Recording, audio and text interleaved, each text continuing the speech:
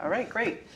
Welcome to the June 16th Select Board meeting. Please join us in the Pledge of Allegiance.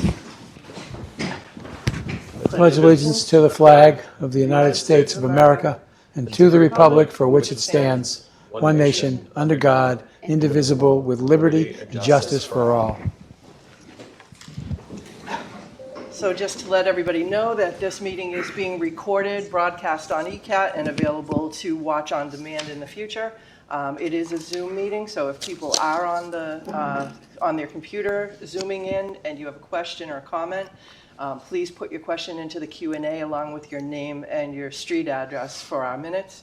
And we have a couple of members missing tonight. Mark Lamb and James Stebbins are not here, so we have three of us, which is a quorum. If you want to introduce yourself. I'm Jennifer Stacy. I'm Dottie Fulgenetti. I'm Craig Barger. So we're going to jump right into it. 6 o'clock, we have a public hearing, and Craig, would you like to read the notice? The Select Board of Easton is licensing authorities pursuant to Mass General Law, Chapter 166, Section 22, will hold a public hearing in the Colleen Corona Boardroom, 136 Elm Street, Easton, Mass. on Monday, June 16, 2025 at 6 p.m. to consider and act on a petition of National Grid to install 3 JO poles on Washington Street beginning at the point approximately 20 feet of the center line of the intersection of Washington Street and continuing approximately 200 feet in a south direction in the vicinity of 415 Washington Street in accordance with the petition for Plan Number 311-07268 dated May 20th, 2025 as shown on the file with the Select Board's office. Okay, come on up.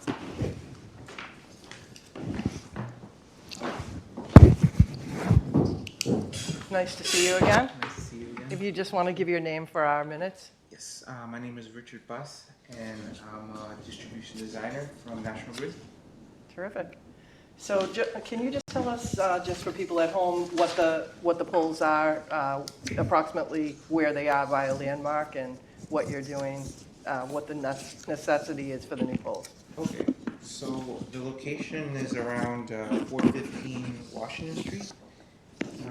We are proposing 3 JO poles the west side of Washington Street.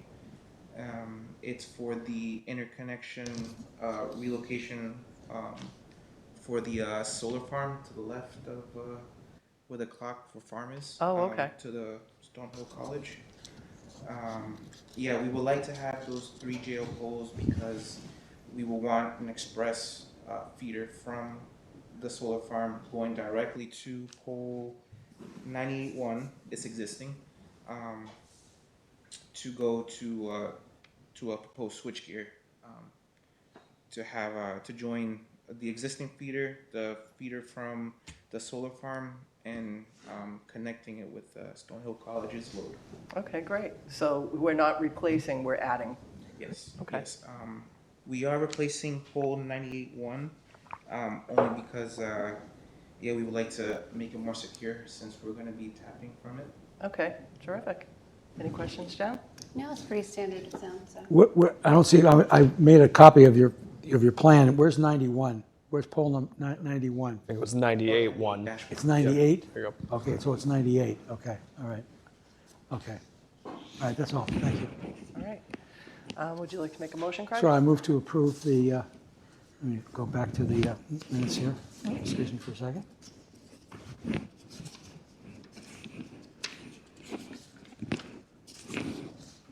So I move to approve the poll petition for Massachusetts Electric doing business as National Grid and Verizon New England, Plan 311-07268 near 415 Washington Street. Second. So that's Barger and Stacy, all in favor? Unanimous. Great, thank you so much for being here tonight. Next up, we are going to do the announcements and proclamations. So we have a Juneteenth proclamation. Craig, if you'd like to read that. Absolutely. Whereas on June 19th, 1865, Union General Gordon Granger arrived in Galveston, Texas, and issued Order Number 3, which proclaimed freedom for all enslaved people in the state. And whereas this day, known as Juneteenth, is a significant milestone in American history, representing the end of slavery and the beginning of a new era of freedom for millions of African Americans.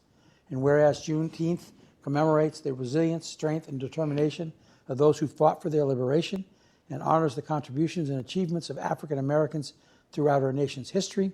And whereas Easton recognizes the importance of Juneteenth as a day of reflection, remembrance, and celebration of freedom, justice, and equality for all individuals, and whereas it is essential to foster a spirit of unity, understanding, and respect among all members of our community, and to promote inclusivity and diversity as fundamental values. That now, therefore, we, the Easton Select Board, hereby proclaim June 19th as Juneteenth, a day to be observed and celebrated in our town. We encourage all residents to honor the historical significance of Juneteenth and participate in events and activities that promote education, awareness, and engagement. By recognizing and celebrating Juneteenth, we reaffirm our commitment to diversity, equality, and justice for all members of our community.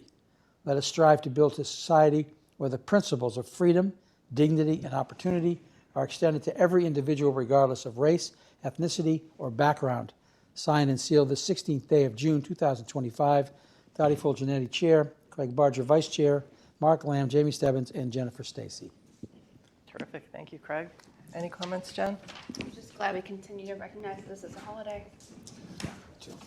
And I know that there is a Juneteenth picnic at Yes. NRT on the 19th. That's right. It's from 12 to 2 at the NRT, 307 Main Street, hosted by Raising Multicultural Kids, Easton's Human Rights Committee, and the National Resources Trust. The whole community is invited to bring a lunch, take advantage of the opportunity to socialize and meet your neighbors. Excellent. All right. So we don't need to vote on that, do we? Where am I? I don't believe so. No. All right, so we'll sign that after the meeting. All right. Next, we have, hold on a second. We're going to go through some one-day liquor licenses and other permits. So we have the grand open mic night at the new business Hello Pearl Interiors, 99 Main Street, right up by Bill's House of Pizza. This will be June 29th, 3 p.m. to 9 p.m. And let me see the detail on here. Alicia St. Germain Heideke is requesting a one-day beer and wine license for her new business's grand opening. A police detail is not required. Nobody here? She's not here. She wasn't able to be here tonight. Okay, so I move to approve the grand opening Mike Night at Hello Pearl Interiors, 99 Main Street, June 29th, 2025, from 3 to 9 p.m. Second. That's Bodger and Stacy. All in favor? Unanimous. Next, we have Shoveltown Brewery for the Tricentennial Parade, 11 Columbus Ave, July 12th, 9 a.m. to 1 p.m. with a storm date of July 13th. Frank Altieri is requesting a one-day beer and wine license to offer beer in the outdoor area at 11 Columbus Avenue near the Peach. A police detail is not required. So any comments, questions? Nope, it's going to be a heck of a Rain on parade. a Saturday because it's been raining every Saturday. No, Fingers crossed. that's right. Broken that's by right. then. Exactly. I move to approve the Shoveltown Brewery for the request for a one-day beer and wine license for the Tricentennial Parade, 11 Columbus Ave, July 12th, 2025, 9 a.m. to 1 p.m. with a storm date of July 13th. Second. So that's Bodger and Stacy. All in favor? Unanimous. Next, Stone Soup LLC doing business as Langwater Farms Community Taco Night at 215 Washington Street, June 18th, 2025, 4 p.m. to 8 p.m. with a storm date of June 19th. Kevin Dwyer is requesting a one-day beer and wine license for a community taco night to be held at Langwater Farm. A police detail is not required. So he was in a few weeks ago. We know about that. Yeah, right. All right. Okay, so I move to approve the Stone Soup LLC doing business as Langwater Farms Community Taco Night at 215 Washington Street, June 18th, 2025, from 4 p.m. to 8 p.m. with a storm date of June 19th. Second. That's Bodger and Stacy. All in favor? Unanimous. Next, football game beer garden date change at WB Mason Stadium, Stonehill College, 320 Washington Street, from October 11th to September 27th, 2025, 11 a.m. to 5 p.m. with a storm date of September 28th. Due to a sporting calendar modification, Helen Berkowitz from Stonehill College is requesting that a previously approved one-day liquor license granted for October 11th be changed to September 27th. The location and the hours remain the same. And there's no police detail required because they have their own over there. So I move to approve the football game beer garden date change at WB Mason Stadium, Stonehill College, 320 Washington Street, moved from October 11th, 2025 to September 27th, 2025, from 11 a.m. to 5 p.m. with a storm date of September 28th. Second. So that's Bodger and Stacy, all in favor? Unanimous. And next, the road closure request, the Tricentennial Bike Race, August 17th, 2025, at the school complex. Do you want to come up to the table? So just as a little bit of background, Jack Mowat is here, and he's requesting a road closure for the Tricentennial Bike Race scheduled for August 17, 2025. The event is being held in partnership with the Tricentennial Committee. The race will take place at the school complex. Mr. Mowat is requesting barricades at the portions of the following streets where they enter the school complex: Western Ave, Columbus Ave, Lothrop Street, and School Drive from Randall Street. He's requesting the closure between 6:30 a.m. and 4:30 p.m. The DPW and fire have reviewed this without concerns. Police are recommending a minimum of 4 detail officers and that the applicant maintain access for emergency vehicles. So thanks for being here tonight, Jack. It's great to see you. First time for this. So tell us a little bit about the race. Do you have to get tickets? Is it all ages? The race is on a website called bikereg.com, and that lists all the categories, and each entry will pay a fee to race. And we have what you call preems. It's a race within a race, and as they ride through the start-finish line, they'll the first one across gets the preem, and we'll be calling out the sponsor of the preem, such as like a $50 preem. So and so sponsored it. Oh, okay. So you get advertisement through that. It's on a Sunday, so it's not going to rain. And it's all ages? Not all ages. It's a USA Cycling sanctioned race, and you have categories. So there's category 1, 2, 3. 1, 2 pros that have their license for years. Masters, over 50, over 40, over 60, which I'm in, so. So some of the proceeds will be going to Dana-Farber Cancer Institute, 25%. Oh, wow, The great. proceeds. And can you just, so when you said the website, I couldn't hear the second part of it. Oh, Can you it's, spell it for me? Sure, bikereg.com.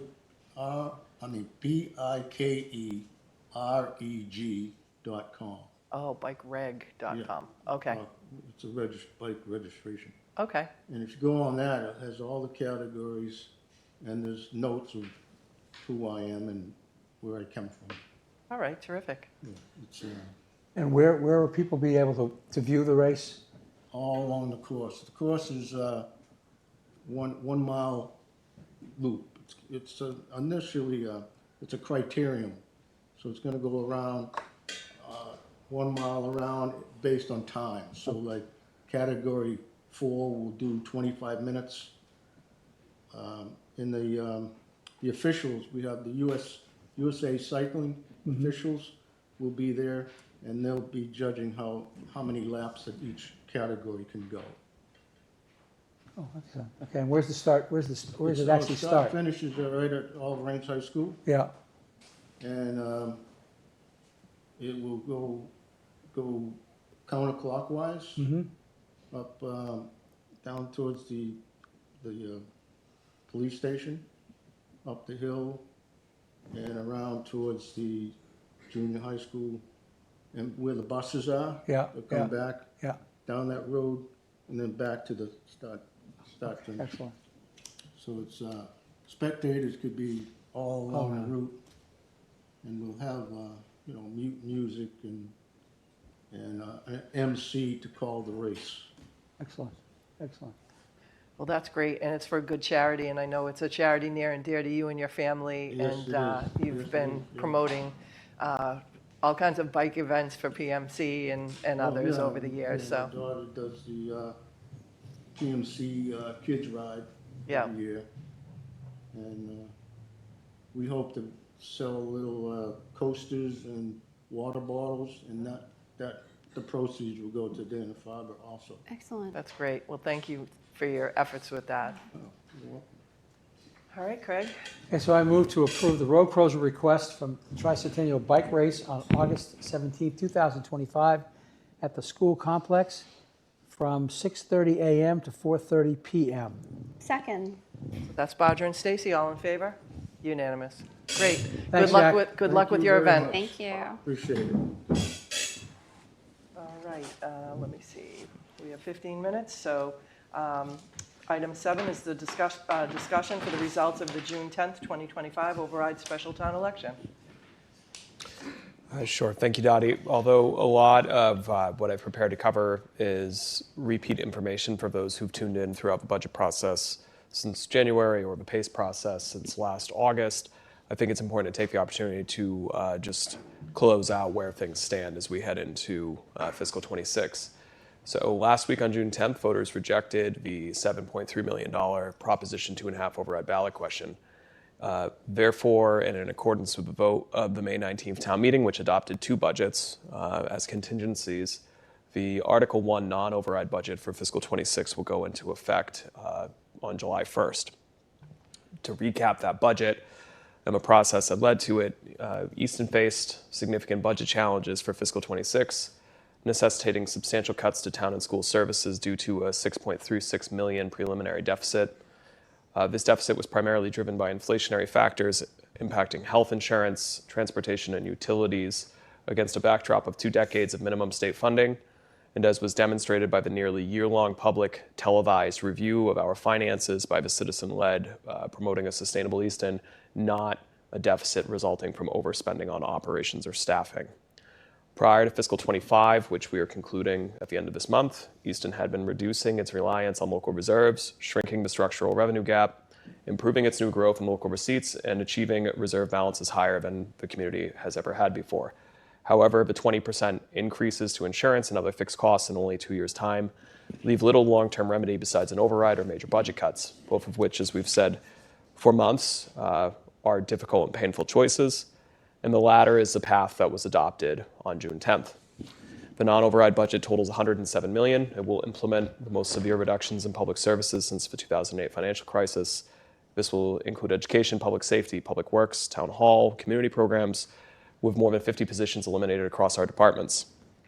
Without the override, more cuts are coming to town and school budgets in fiscal 27. Easton has not passed an operating override in 19 years, and that's the longest the community's gone without one since Prop 2.5 went into effect in 1982. The cuts for fiscal 26 will reduce teachers, paraprofessionals, data, and support staff at the school.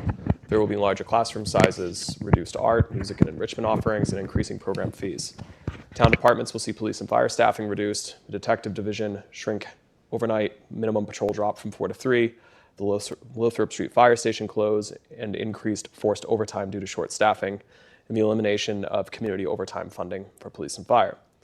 DPW will lose staff and have less capacity for road, building, park, and field maintenance. General government staff is cut. Citizen service and permitting will be slower, and proactive planning and community engagement will be significantly curtailed.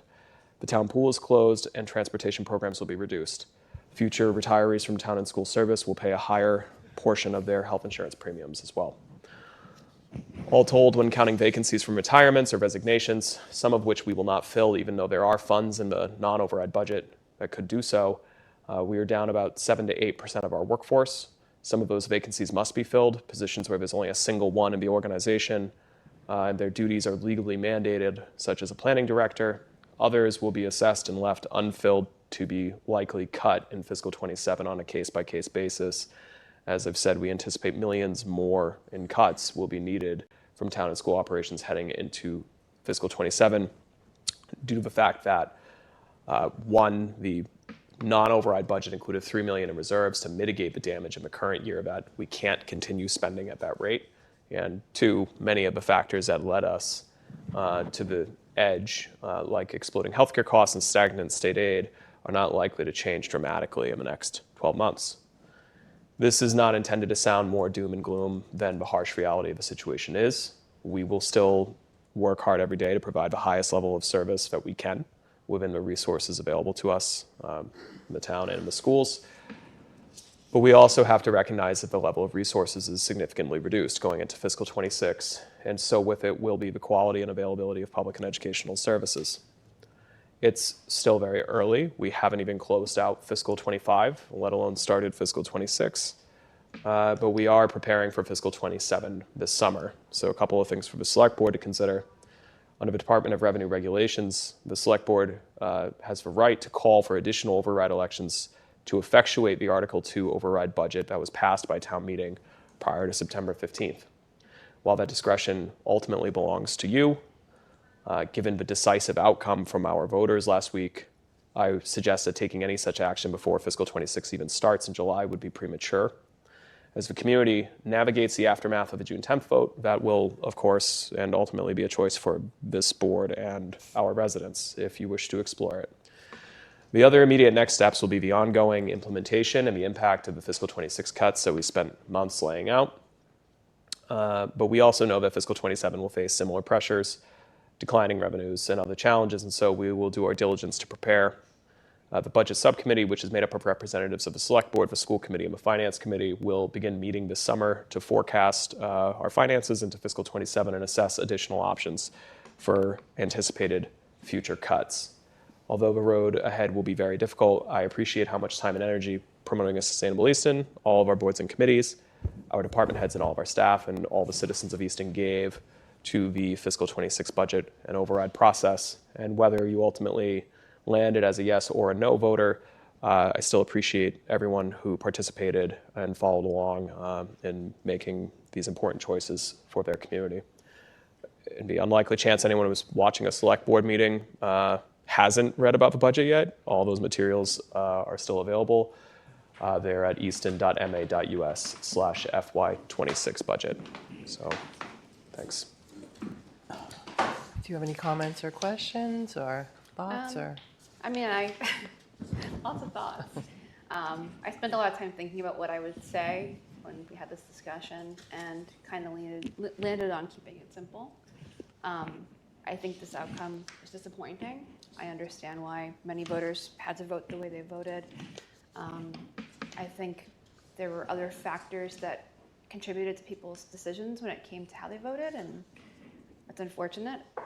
But we're here, the people have spoken, and we'll do what we can to make it work and work with Connor and the department heads to understand, the complex interplay of what's going to happen. I mean, we know the future on paper, but the actual implementation of it and how things bore out over the coming months and beyond is it's new territory. So, Connor, one question I have is, there's no doubt that there's a big challenge with state resources in this space. We've talked about this consistently for a very long time.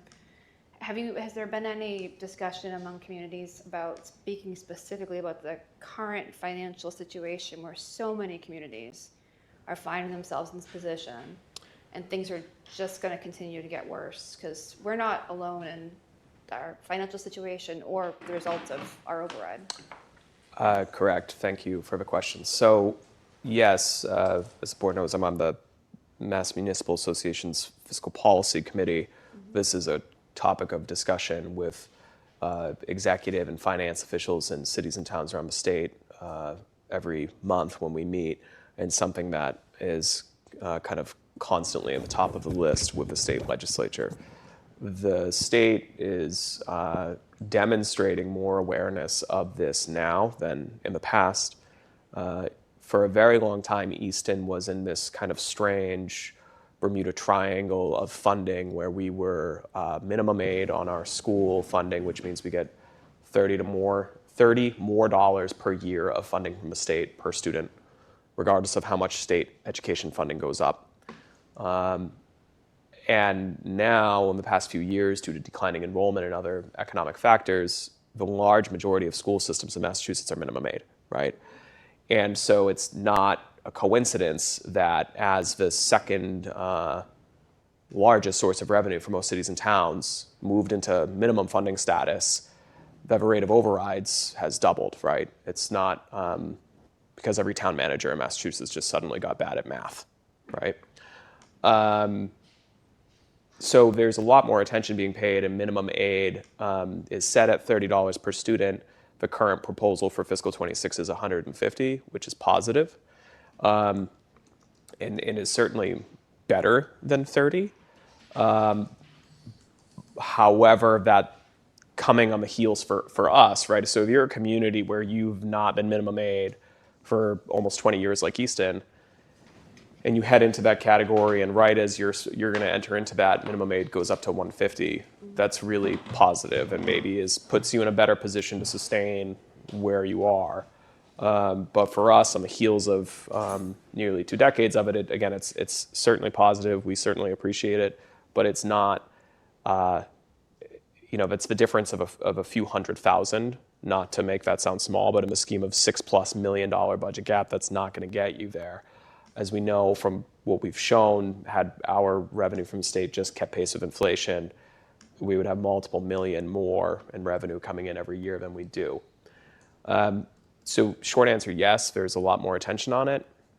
As far as the discussion in the industry, so to speak, I mean, I don't want to say the sky is falling, but the wheels are coming off the bus, if we're being honest here, right?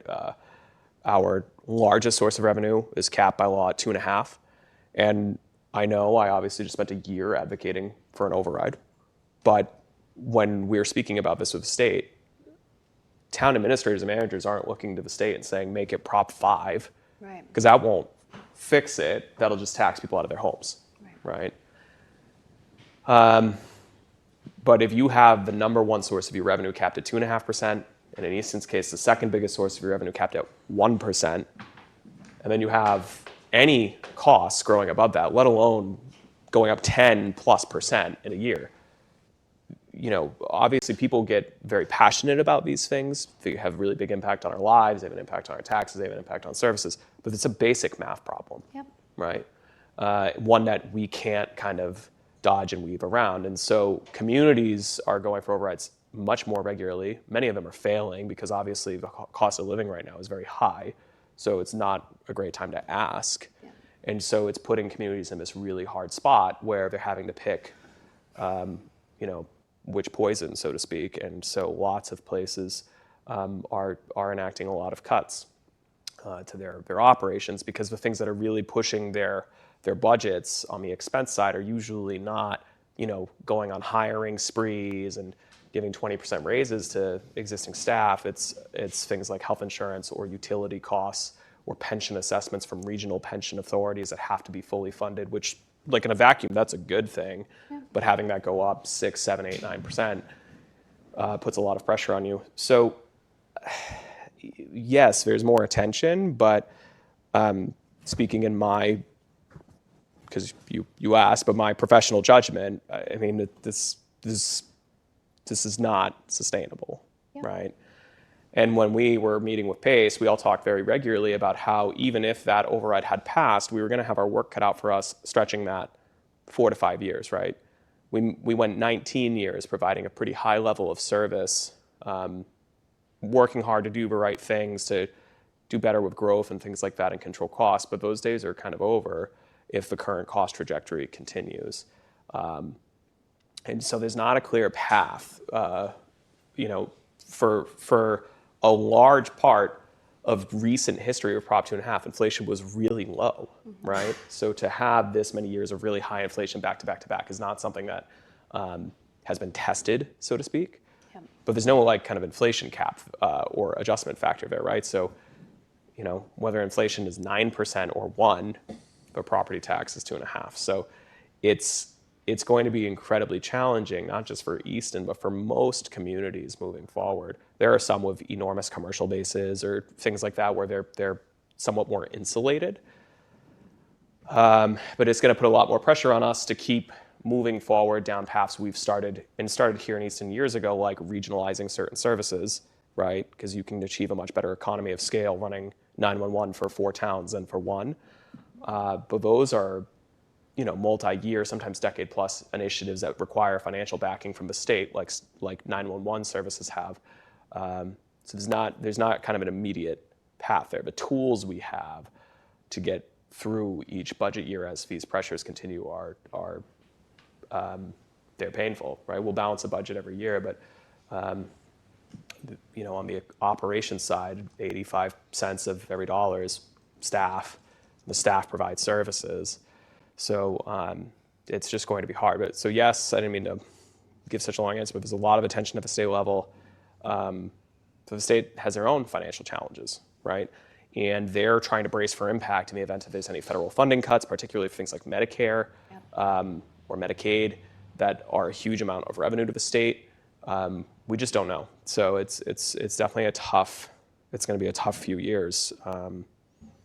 Again, hopefully I don't know which iteration the state budget is on. I know a couple of them have had amendments filed by lawmakers to include commissions to review the funding formula for public schools, right? Because it's having 77% of all of your K-12 schools in that minimum funding category is just going to increasingly pit communities against themselves and voters against themselves to come up with the funding to make up for that gap. I don't know if that's passed yet. We'll follow it very closely. And obviously, if that does, we'll try and fight our way onto that committee and speak up for Easton. But it's going to be hard. No doubt. I guess my last point is just to plead to the residents of the community to please, if you have ideas, come talk to us. We don't get a lot of emails. We don't get a lot of visitors at select board meetings. I know there's chatter online, but none of us are really following that to, kind of bring that back here. The proper forum is really to send us an email or to come to a meeting and talk to us. There are definitely great ideas out there, but we don't know if they don't come through those channels, so it makes it very difficult. It's also inappropriate for us to comment on social media, Exactly. Especially because a lot of the sites are private. And if other members of the board, because of open meeting law, if we have an opinion and other members see it, that could be deliberation. So there's a lot of reasons why. For personal don't do reasons, that. I've kept my Facebook to be personal information only, with very few exceptions. Yeah. So it's I also- a hard place to navigate. I think it's really important too that sometimes if you're reading something online and it seems incredibly obvious, there might actually already be an answer that's probably been discussed Yeah. routinely, right? And so we have a collection of all those FAQs on the PACE website, things that come up like, why are we cutting jobs if we are paying for fireworks? And we're not paying for fireworks. We have very generous members of the community who donated funds for those things. Those are not operating funds. We're not spending operating funds on the tricentennial. Obviously, that contrast is a challenge sometimes, but Easton's going to turn 300 once, and that's donor driven. So a lot of that information is already there. Yep. And if you come back to the primary source rather than social media. I point people in those small one-on-one or small group conversations, point folks to those resources. The challenge is that my conversations don't scale when it comes to Right. the community of voters. That's the tricky part. So, but a good mechanism for us to start to scale that would be through civic engagement channels like emailing the board and coming to meetings. So, Yep. Craig? Yeah, I share your disappointment, Jen. I wanted to extend my appreciation to members of the PACE Committee who worked diligently for almost a year, looking at every possible expense and income we had. I'm sorry to see that only 33% of the people in town voted. I was kind of hoping there'd be a significant more folks coming out. I do know that we've had conversations now with our 2 new state reps and our state senator to look at funding for the schools. And that commission that you're talking about, Connor, was actually proposed 2 years ago by Carol Doherty when she was our state rep, because she was very concerned about what was happening with the community of 77% of the towns being in minimum aid. I'm hoping that that does get passed, so there will be some opportunity to have those conversations going forward. I appreciate the work that you have done, Connor, and that this board has been actively involved in trying to push forward on the override. And I hope that folks in town recognize all the work that has been done and that they will work with us to try to accomplish what we need to do for the citizens of this town. So thank you, Connor, for that. So as you mentioned, there is an option to go back and have another election. I don't see that makes sense because it was such a big defeat. But I hope that if people disagree with that, they'll at least stand up and let us know. It's still not likely to happen. But, if 4,000 people, if we start getting emails, I'm not trying to be smart when I say that, but I mean, really, it's the feedback of the community that makes the difference on these things. Everything we do is community driven. Our master plan is community driven. There's lots of opportunities for people to get involved and drive some of these initiatives. It takes a long time to make things happen in any kind of planning. So to get in on the ground floor of things like that, especially the master plan, is really important. I know that you're going to mention that in the select board comments, that there's some opportunities coming up. So I appreciate you reminding people to reach out to us. So that's how we will get a good feel for things. So I appreciate all the work that everybody put into this and the millions of meetings that have happened over all this period of time in all different kinds of formats with the public was really good. So with that, we are going to go on to our 6:30. We have a Zoning Board of Appeals interview. So this is the time of year right before we head into the new fiscal year where we ask people to renew their memberships on boards and committees or invite new people to throw their hat in the ring as well. So there's a few that are contested, and we're going to start. The first one is the Zoning Board of Appeals. So we have Miriam Ghali. Miriam, if you want to come up to the table here where the microphone is. While you do that, I'm just going to give a quick mention, of what the Zoning Board of Appeals charge does. So the Zoning Board of Appeals, pursuant to Mass General Law, Chapter 40A, the Board of Appeals is responsible for hearing applications for certain special permits, variances, and administrative appeals relevant to the town's zoning regulations. The board's comprised of 5 members with 2 alternate members, and they're all appointed by the Select Board. So thank you for applying to be. We have 2 open seats. We have one that's an alternate, and that's has a term ending June 30th, 2027. And then we have a regular seat with a term ending June 30th, 2030. So we did speak on the phone this week. I sent you some information about the Zoning Board of Appeals, probably more information than you had time to look at. But I just wanted you to just introduce yourself. This is going to be pretty quick because we have a number of other appointments in business. So just give us a quick synopsis on what made you excited about the Zoning Board of Appeals. Okay. Since I moved from Dubai here this 5 years ago, I lived in Easton. I really love this community, so I thought if I need to contribute with my experience as an licensed overseas architect. So with my background and in architecture, and permitting, since I working here, I'm doing this on daily basis, preparing the packages for the permitting and all of this. So I'm familiar with the ZBA regulation and the building codes and all of this. So I thought this might be helpful to contribute for the town here. This is my thought. It's as simple as that. Perfect. So actually, this is my first time to serve as a volunteering. So maybe I'm just a bit nervous, but That's okay. Everybody gets nervous the first time Yeah. they sit behind the microphone in this room. But we're friendly, so. So one of the things that I had asked you is about the time. So it looks like the Zoning Board of Appeals meets once a month on a Tuesday evening at 6:30. Is that a time frame that works well with you? Or? Yes. Okay. And you took a look at the minutes in the agenda and to see what. Yes, what they actually, I am familiar with that because during our project I worked on, so I'm familiar with these minutes and all of this. I'm going through all of this just to advise our clients what is okay for their projects, what is okay in terms of for example, if they are doing something not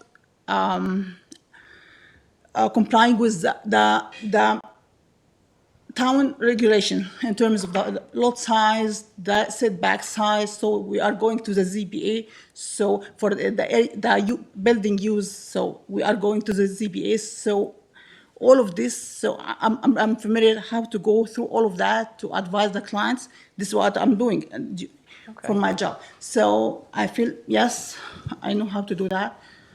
So yes. Excellent. Jen, do you have any questions? No questions. I think your background as an architect is a strong asset. Thank you for applying. Thank you. Craig? I don't have any questions, but I wanted to clarify, we have 2 positions that are open. One is a full position, one is the alternate position. Is that correct? Yep. Okay, all right. Would it make sense to fill the alternate to start with and then see how things progress? And that if, a year from now, we can, if Marion's done a good job and feels comfortable taking on that full responsibility, that we can move that way and go to It's a great way to start because a lot of times I know folks move from alternate into the trajectory you're talking Right, about yeah. relatively quickly. Yeah, it does take a little while to get up to speed, although I did talk with the chair, and I know that the Planning Board and the Conservation Commission, there's trainings that you can go to learn more about that from industry groups like the Citizens Planner Training Collaborative, and there's one for Concom. Well, there's now one for the Zoning Board of Appeals where volunteers can take training, throughout that process. So if we do appoint you, I hope you would be interested in doing that because I think it will help speed up the knowledge as you get on I would there. love to actually, because during this last 5 years, I'm going through all of that, so I feel comfortable to do so. Yeah. I went through it. I know I can do it because I did. 70% of it, maybe the 30%, I need to catch up just to get the speed of it. So Sure. yeah. All right. in fact, I did have a question, I apologize. But, sure. it says that you're looking to get licensed in the United Yes, States? I'm working towards to get my license here to be licensed in US. And do you have any idea how long a process that is? I'm not sure because now I'm just recording my hours. So I need to go and have the exams, 6 exams. So it might take maybe 2 to 3 years. I know it's long and tough time. So I'm trying to be just realistic about this. Right. It might be less, but I have a family here. To have work, family, and all of this, sometimes I need to manage all of that at the same time. So. I hear you. All right, Craig? Yeah, so I think with that, I would feel comfortable appointing Miriam to the alternate, and then we'll see how things go over the next year. The position is till what, when, what's the date again? I'm sorry. To June 30th, 2027. Okay, so that's a two-year, basically a 2-year appointment. If something opens up after a Yeah, year and it's a yeah, good fit, yeah, that's an then we opportunity. can talk about that. Yeah, Okay, it's that a would good be way my- to- would be my recommendation. I support that. So, you want Okay. to make an official motion or? Well, wait a second. So that's Bodger and Stacy, and then we'll do a roll call vote. So you made the motion. Okay. You seconded it. Yep, there we go. Can you pronounce your last name again so I say it correctly? Yes, sure. Gali. Galley. Okay. Yeah. Okay, so Barger Galley. Stacy Galley. And Full Janetti Gali. So congratulations. Thank you. Thank you so much. You'll get an email from the town clerk's office, and it will give you the information about the next meeting. You're going to have to get sworn in, so you'll have to stop by Town Hall, and it's just a 5-minute thing. So have somebody come with you and take a picture, because it's an exciting time. Thank you so much. All right, thank you. Thanks Very for nice to volunteering. meet you. Thank you. All right, next, where are we? We have a couple of other contested. So the first one is the Conservation Commission. Hold on one second. I'm just going to read the Conservation Commission's charge. So, yeah, it's not too long. The Easton Conservation Commission is responsible for planning for natural resource protection, acquiring important land and water areas, and managing these properties for natural conservation and passive recreation as set forth in the 1957 Conservation Commission Act, which is General Laws, Chapter 40, Section 8C, which authorized each city and town in Massachusetts to establish a locally appointed municipal agency to undertake these responsibilities. The Easton Conservation Commission is also charged with the enforcement of two basic sets of laws. The Massachusetts Wetlands Protection Act identifies and protects 8 public interests served by wetlands: the protection of public and private water supply, the protection of groundwater supply, flood control, storm damage prevention, prevention of pollution, protection of land containing shellfish, protection of fisheries, and protection of wildlife habitat. The Act requires that anyone wishing to perform work that may affect wetlands must first apply for and obtain written permission from the Conservation Commission, which administers the Act locally. Easton's local wetlands bylaw, Chapter 227, Wetlands Protection, and Chapter 503, Easton Wetlands Regulations of the Town Code of Easton. The bylaw and its defining regulations were adopted to regulate activities deemed to have significant or cumulative effect on wetland values, including 8 values contained within the state act: erosion and sedimentation control and aesthetics. So that was a mouthful, but I think it's important when we do these so people are watching at home, what is the Conservation Commission and what do they do? So I appreciate your patience. So the first applicant is Michael Spadia. Come on up, Michael. Oh, yes. You are currently on the Conservation Commission? I am. So I've been on the Conservation now for about 6 years, so 2 terms. I'm currently the vice chair of the Conservation Commission. Been also the vice chair of my last term as well. But yeah, this has been a passion for mine for as long as I've been on it. It's something I do for my day job anyway. I'm outdoors. This is basically what I live for. So being on this Conservation Commission in a town that I've grown up in my whole life is pretty cool and a cool honor for myself. So That's great. Jen? Yeah, I have a couple questions I'm going to ask every candidate. And I have watched Right. ComCom meetings, so I've seen how you run meetings and such. But Excellent. some of the questions that I'll ask everybody are about your legal background and understanding of the law, because that's a really important element, is this understanding how to take laws and interpret them. And Yeah. So I don't have a professional legal background. I do have a criminal justice degree, so I do have a common understanding of law in that regard. But being on the commission over the years, from day one till now, I've learned a lot. I do go to quite a few site visits with Miss Carlino as much as I can. Like I was out there just this Friday we're out there from 9 till 12, just going as many sites as we could and doing enforcements, and that has helped me learn as much as you possibly can. Because it's something, again, if you don't have a degree in it, you have to kind of immerse yourself in it to know it and to learn it. excellent. And because it's got to focus on protection of this important environmental asset, just in a couple sentences, like what do you see the role of wetlands, especially when it comes to things like climate change and An extremely massive role within climate change. This is affecting our water supply, our ecosystem to small critters that could affect what plant growth is doing. I mean, it has such a large effect just from one little piece of water. What it grows outside of it is incredible. It is too many things to say in a sentence. How many things it's important. that's the right level of what I was trying to hit. So as far as Excellent. content, so thank you. That's my questions. Excellent. Craig? My question is can you talk to us about balancing economic development with conservation? It's tough. I actually said this to Jen. We were at our site visit this other day. It's hard to, when you look at, like, I'm a passionate person about the woods and the environment. So when you go to a site and you see all these trees and all these things on it, and you look at it like, oh, I love all these trees, I want to keep it. But you have to understand that someone owns it. And that divide is a little tough. But that's where you have to kind of come to the middle and say, okay, someone owns this property. They're allowed to do certain things. As long as they meet that parameter and guidelines, those things can be allowed to be done. And then it should go through. But you have to have that fine line. You can't just fight it tooth and nail. You have to know what is the boundary, what's acceptable, and what fights you can fight. Thank you. You're welcome. Thank you. I think that's the hard part of some of these positions is there's regulations that you have to follow, and then there's your own personal emotions that you have about something. 100%. And you really have to you know, like you say, property owners have rights. Yo, yes. But we're always balancing that with the greater good of the community. So that's where the regulations really keep you focused, right? 100%. So you can't go rogue and create your own regulations off the No, cuff. you, no, but, you cannot. No, you cannot. Well, thank you so much. I appreciate you being here tonight. Thank you as well. Thank you, guys. Thank you. Okay. The next candidate is Michael Goodman. Michael, come on up. Thanks for being here tonight. Thanks for allowing me the So if you privilege to be just an want to applicant. introduce yourself and just tell us what your interest is in being on the Concom.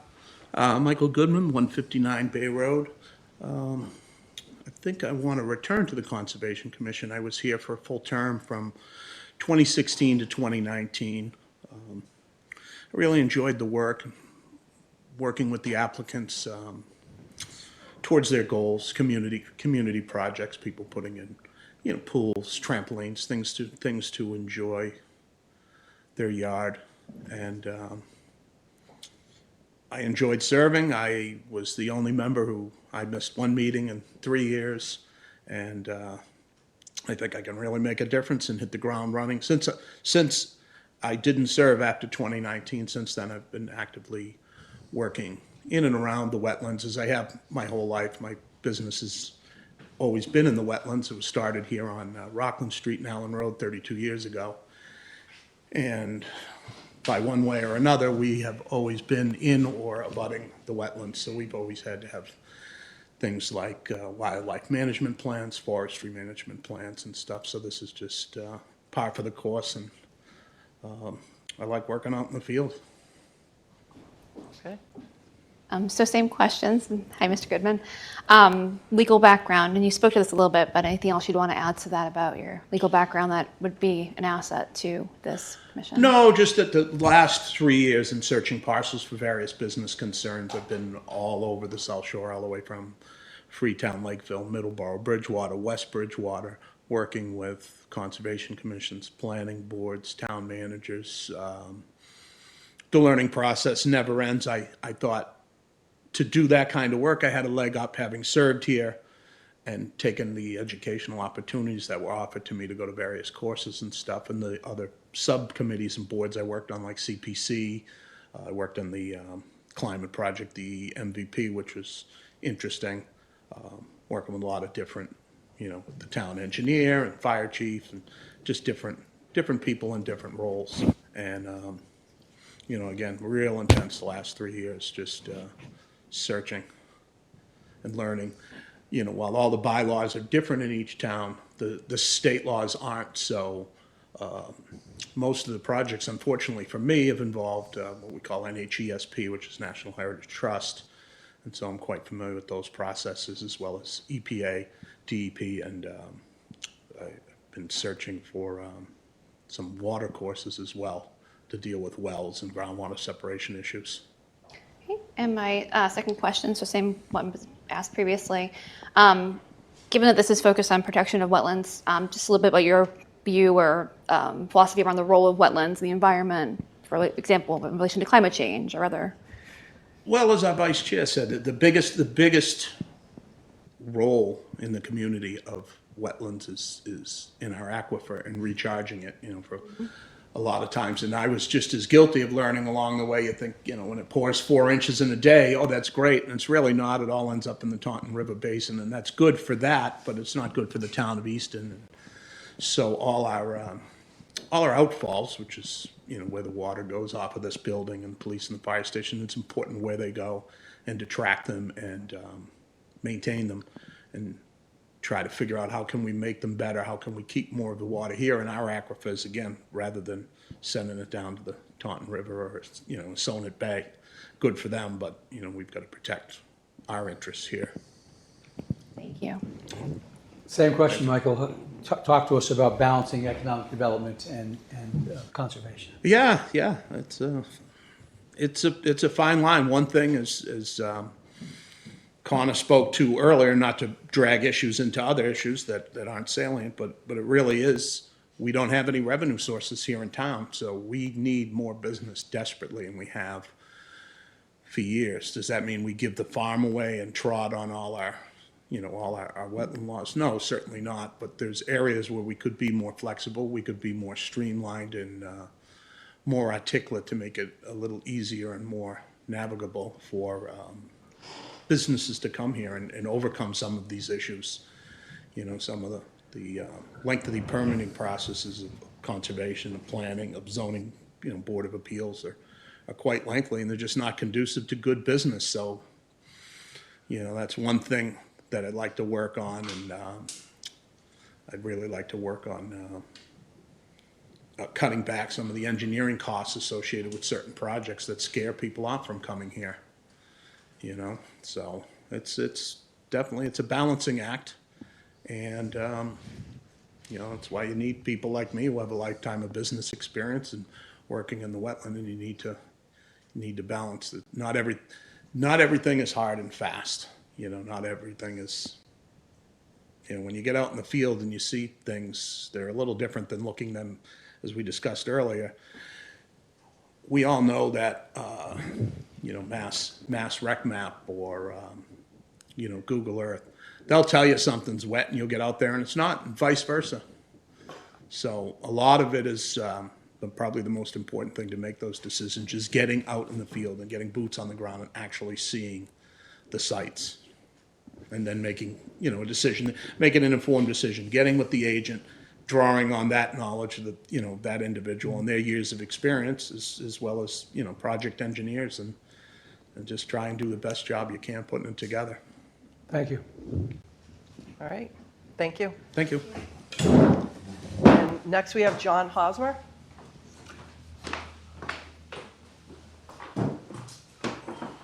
Hi, John. How's it going? You know the drill. Welcome tonight. Thank you. John Hosmer. I've been a resident of Easton for coming on 5 years now. Really just been looking for more ways to get involved in the community. I was especially drawn to the Conservation Commission because I think Easton's really rich in the bounty of really truly beautiful lands that we have in town, and they've been very well maintained for a very long time. Obviously, this group and the Conservation Commission is a large part of that, and I was just looking for a way to serve the town and volunteer my time to continue that tradition. Excellent. Jen? You didn't share anything about your background. I know getting up here is nerve-wracking, so. Yeah, no, of course. I have mostly a office dweeb, more side background. My most relevant experience is I have worked with power companies, like monitoring ArcGIS data for we have transmission lines coming through Easton, monitoring the transmission lines and how the foliage is encroaching upon them. Obviously, that's a very specific and narrow case of me really, doing my best to identify data and apply data to the challenges that come with a unpredictable reality that is nature and outside. So same questions as the other folks. The first one being any legal background you have that may be an asset to the community, committee rather.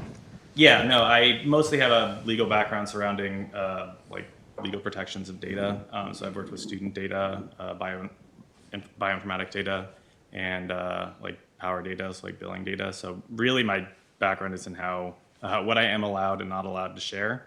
But understanding that in this commission, more drawing on a legal application to where does this drain to, what is this classified as, is something that I'll be looking forward to getting more experience in. And the other question was around the role of this commission is focused on protection of wetlands. It's in the charge for it, and understanding kind of your take on the role of wetlands in the environment and issues like climate change, for example, or any other aspect you want to speak to. Yeah, no. Massachusetts has lots of wetlands. It's an extremely important resource for us to be able to maintain these wetlands. And, it's, again, as we already have heard from our other applicants, it's our water source, which is extremely important.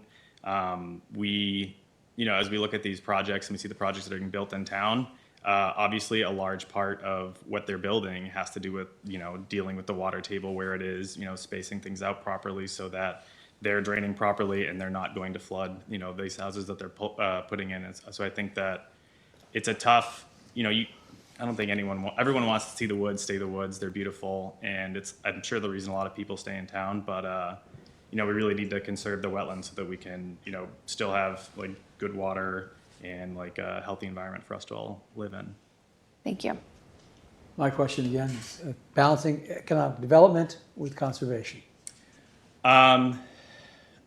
Having dug through the multitude of hours of YouTube videos from the commission, I think it's really, there's what you want to do from a conservation standpoint, and there's what is the law for like each individual case, and those two things, what you want can be different, but this role is not really about the desires for the most part. It's about applying the local and mostly state bylaws around like this particular piece of land and this property and this project, and applying that to the best of my ability without really taking a personal stake in it. I think that's the best way that I could serve on this commission. Thank you. I just have one question. So I know that the other two candidates have gone out in the field, and I know a lot of times that requires being done during the day or during light, not at night, for instance. Sure. Is that a problem with your schedule? Not at all. I am lucky enough to be a remote worker, so can get out as many times as is needed given, the realities. And I expect to draw on the experience of other members of the committee, the commission, as you wouldn't be surprised to hear that I believe they do have more experience than me, but I can definitely offer my availability. Okay, great. Thank you. Thank you. Thank you very much.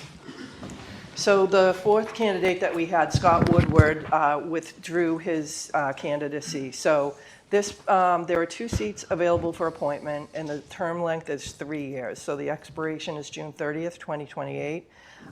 This is a tough committee. There's a lot to learn to get up to speed, and it's really tough. Sometimes we really have to try hard to get people interested in this because it is a heavy lift. And so it's tough when we have 3 great candidates to choose from and we only have 2 seats available. What I will say before we deliberate on this is that whoever does not get this, I'm sorry. You have a question? Or? Yes, Madam Chair, may I approach the microphone? Is it a question or a comment on? We don't usually have back and forth comments when we're doing an interview. So I just wanted to say something about one of the candidates. We don't do that though for these. We just don't do it for. It would be like in a job application having somebody from the public. So Even though I was on the conservation board, you don't want to hear my. we just have a policy not to do it for any of these. Okay. Sorry. So I would hope that whoever doesn't get appointed, stick with it, and appointments come up, opportunities quite often, and maybe even for this board as well. So with that, Craig, do you want to? I'll put you right on the spot. Thanks, I appreciate that, Dottie. Clearly, I support Michael Spadia as the incumbent and the work he's done over the years, which I appreciate very much. And it was a tough decision for me between Mike Goodman and John Hosmer, but Michael was on the committee. I spoke to the current chair and I spoke to the previous chair and said, tell me about the work that Michael did. At that time, he was the only one who really actively went out into the community and did the work that needed to be done. So I think that even though Michael and I have had a conversation about social media, I think I'm comfortable with based on the feedback I got from both chair and former chair, to go with Michael Goodman as my choice for the second seat on the Conservation Commission. Okay, Jen? I also felt both candidates brought strengths to the table, but I was actually leaning toward John Hosmer because I felt more strongly about the things that he conveyed that were most important to me as a person voting on this decision. Okay, so what about the? Oh, and the I other- agree on Michael. Michael Spadea should stay and continue to represent, in my opinion. All right, well, why don't we make the motion for the first candidate that you want, Craig? All right, I'll move to reappoint Michael Spadia to the position of Concom Commission member, 3-year term, expiration of June 30th, 2028. Second, So that's Bodger and Stacy, and it's a roll call vote. Stacy Spadea. Full Janetti Spadia. Barger Spadia. Okay. So congratulations, you're reappointed. Congratulations, I think, because it's a long term. And you will get an email from the town clerk with all the information. You got to get sworn in again, don't forget that. All right, so for the second candidate, I'm proposing Michael Goodman for the 3-year term, second 3-year term, June 30th, 2028. okay. I will second that. I think that, John, it's a tough call on this, but I think that Michael has a lot of experience, and he has a lot of experience in the field. And I think that he's grown his knowledge and understanding over the past few years. So I will second that.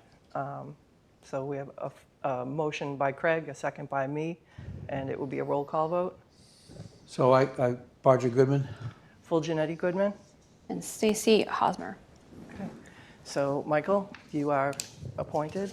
Congratulations. And congratulations. And you know the drill. You'll get an email. And John, I really, truly appreciate you throwing your hat in the ring, and I hope that you will stay connected, because there are opportunities, changes on these boards all the time. There could be another opening on the Concom, who knows? But there'll also be some other regulatory committees that you might be interested in. We have several open positions in other committees right now, right? Yeah, well, actually, the Zoning Board of Appeals has that other position as well. So you can't interview it tonight because we have to continue to publish it, but keep that in mind if that's something that you want. And if you want to know more about it, I can send you information. Yeah, I'll connect you again. All right. Please awesome. do. My first appointment, I went for FinCom, didn't get it, and here I am after continuing to be like, hey, I have great ideas, I want to come and contribute. So Yeah, I mean, love your passion. Candidly, when I applied, we were talking about not reaching quorum for Concom, and I'm excited to have some people that have more experience in the field that can, spot things that I'm sure I wouldn't, and it's not the only opportunity to serve the town, I'm sure. All right. We're Thank very you. lucky to have Thank you. options, so it's a great thing. Thank you. All right, Thank you, next gentlemen. we have Economic Development Council, and I'm just going to also read the charge for that. This is a little bit longer. I'm just going to hit the highlights. The mission of the Economic Development Council is to promote the sustainable economic development of the town of Easton, to collaboratively seek local and regional opportunities for economic growth in order to both generate employment opportunities and tax revenue, to recognize neighborhood and community concerns during the development of economic policy, to leverage existing infrastructure and facilities to the fullest extent possible while addressing weaknesses through collaboration with the public, businesses, and other governments. So there are 2 seats available for this, and it's a 3-year term, also expiring June 30th, 2028. So John Holbrook, come on up. Come on down. John, you're like one of the longest term committee members on the Economic Development Council. Thank you. I think I am. I was, I think Dan Smith, when he had the idea to get the committee going back, I think it was 2014, approached me about joining. So I've been on since 2014, correct? Excellent. Yeah. So just tell us a little bit about your background and what it is that drives your passion for being on this committee. Sure. So I grew up in Easton, went through the Easton Public Schools, graduated Oliver Ames, and although I do live in Bridgewater now, I still run the family business on the other side of Elm Street, Northeastern Machine Company, for the past 40 years. We've been up there for over 60 years. And I just feel, I come to Easton every day to work, and I still feel like it's my, it's really my home. And, I'm frequenting all the businesses here. It's just where I go, and definitely has a special place in my heart for the, the town that it is. It's a special place. Great. Jen? So I'll do the same thing. 1 question this time, though, instead of 2. So both candidates, the same question. Coming out of the override and the acknowledgement that we're going to be needing to do a lot of things to kind of think about how to spur investment in Easton, what do you think are some of the biggest opportunities? Just 1 or 2 things you think would be a big focus for? We're very active in the schools. We take a lot of students, co-op students from the trade schools. We have full-time employees that have graduated from Southeastern, the Southeastern Technical Institute evening program. Diamond, BP, Old Colony. We've had students from all over. Actually, one of our my plant manager was actually teaching a manufacturing course in the Stonehill Photonics program, and we are very active in the schools from early on. We exhibited. We had a couple of tables at the STEM night that just happened a few weeks ago up at the new school, and really just trying to bring an awareness to manufacturing. And I just think that we don't realize all the manufacturing that's really going on. You see a lot of other industries around, and I think that that's a unique perspective that I bring. And being able to bring in companies into this area should be an easy sell, I think, with all the education resources that are here. I think that's a big part of it. There are a lot of different facets, but definitely having a workforce today is a big part of the issue. Thank you. Yeah, you're welcome. I don't have any questions, but I've had the pleasure of working with John on the Economic Development Council for quite a number of years. And I've had the privilege of taking a tour of the business, which if you don't know it, you would never know it was there when you drive on Elm Street. You just don't know it's there. But and I appreciate your service to the town. Thank you. So I served with you on the Economic Development Council for quite a few years. I'm sorry Mark is not here tonight because he would love to be asking you questions. So I'm thinking to channel my inner Mark Lamb. What would Mark ask if he was here? And he would probably say, now that we have worked for years to get the relationship with Brockton, to get the sewer connection in the industrial park, that could open up a lot of really great opportunities, not only for new companies to move in, but expansion of existing companies. So what are your thoughts on that? I know that we worked on the plan, the study for Queeset corridor. the Queeset corridor economic development study, and that was a big flag that we were trying to achieve. So what are you thinking about that? Certainly, there is a lot of opportunity. It's just really, I think it's one thing that I've learned, not having the exposure to the kind of the political side of things. You really just have to lay out that map and what you're going to allow, and lay the things out that will attract businesses. And if we build it, hopefully they will come. There's only so much that you can do. We've had projects that we've wanted to go a certain way and it hasn't worked out, and you end up with something different. But overall, it is improvement and moving forward. And I think that we were really trying to get the website out there, really trying to sell Easton to some of these businesses. And it's just really getting a name out there, I think, and being in the right place at the right time, and connecting, certainly. But I think the Easton Industrial Park is a great place to certainly run a business. We have suppliers in the park. We have customers that are in the park as well. So it's definitely a great area, and it's a great place for your employees. You want to retain your employees nowadays. We all know how difficult it is to hire and retain. It's a big part of what companies are looking for, and I think this area definitely lends to the ability to do that.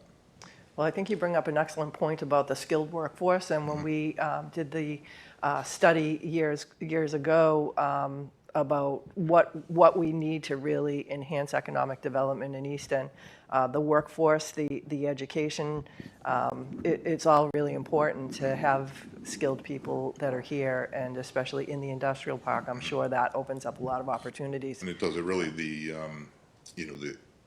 what's available in education, it runs the gamut from regular education to trade schools to colleges, community colleges.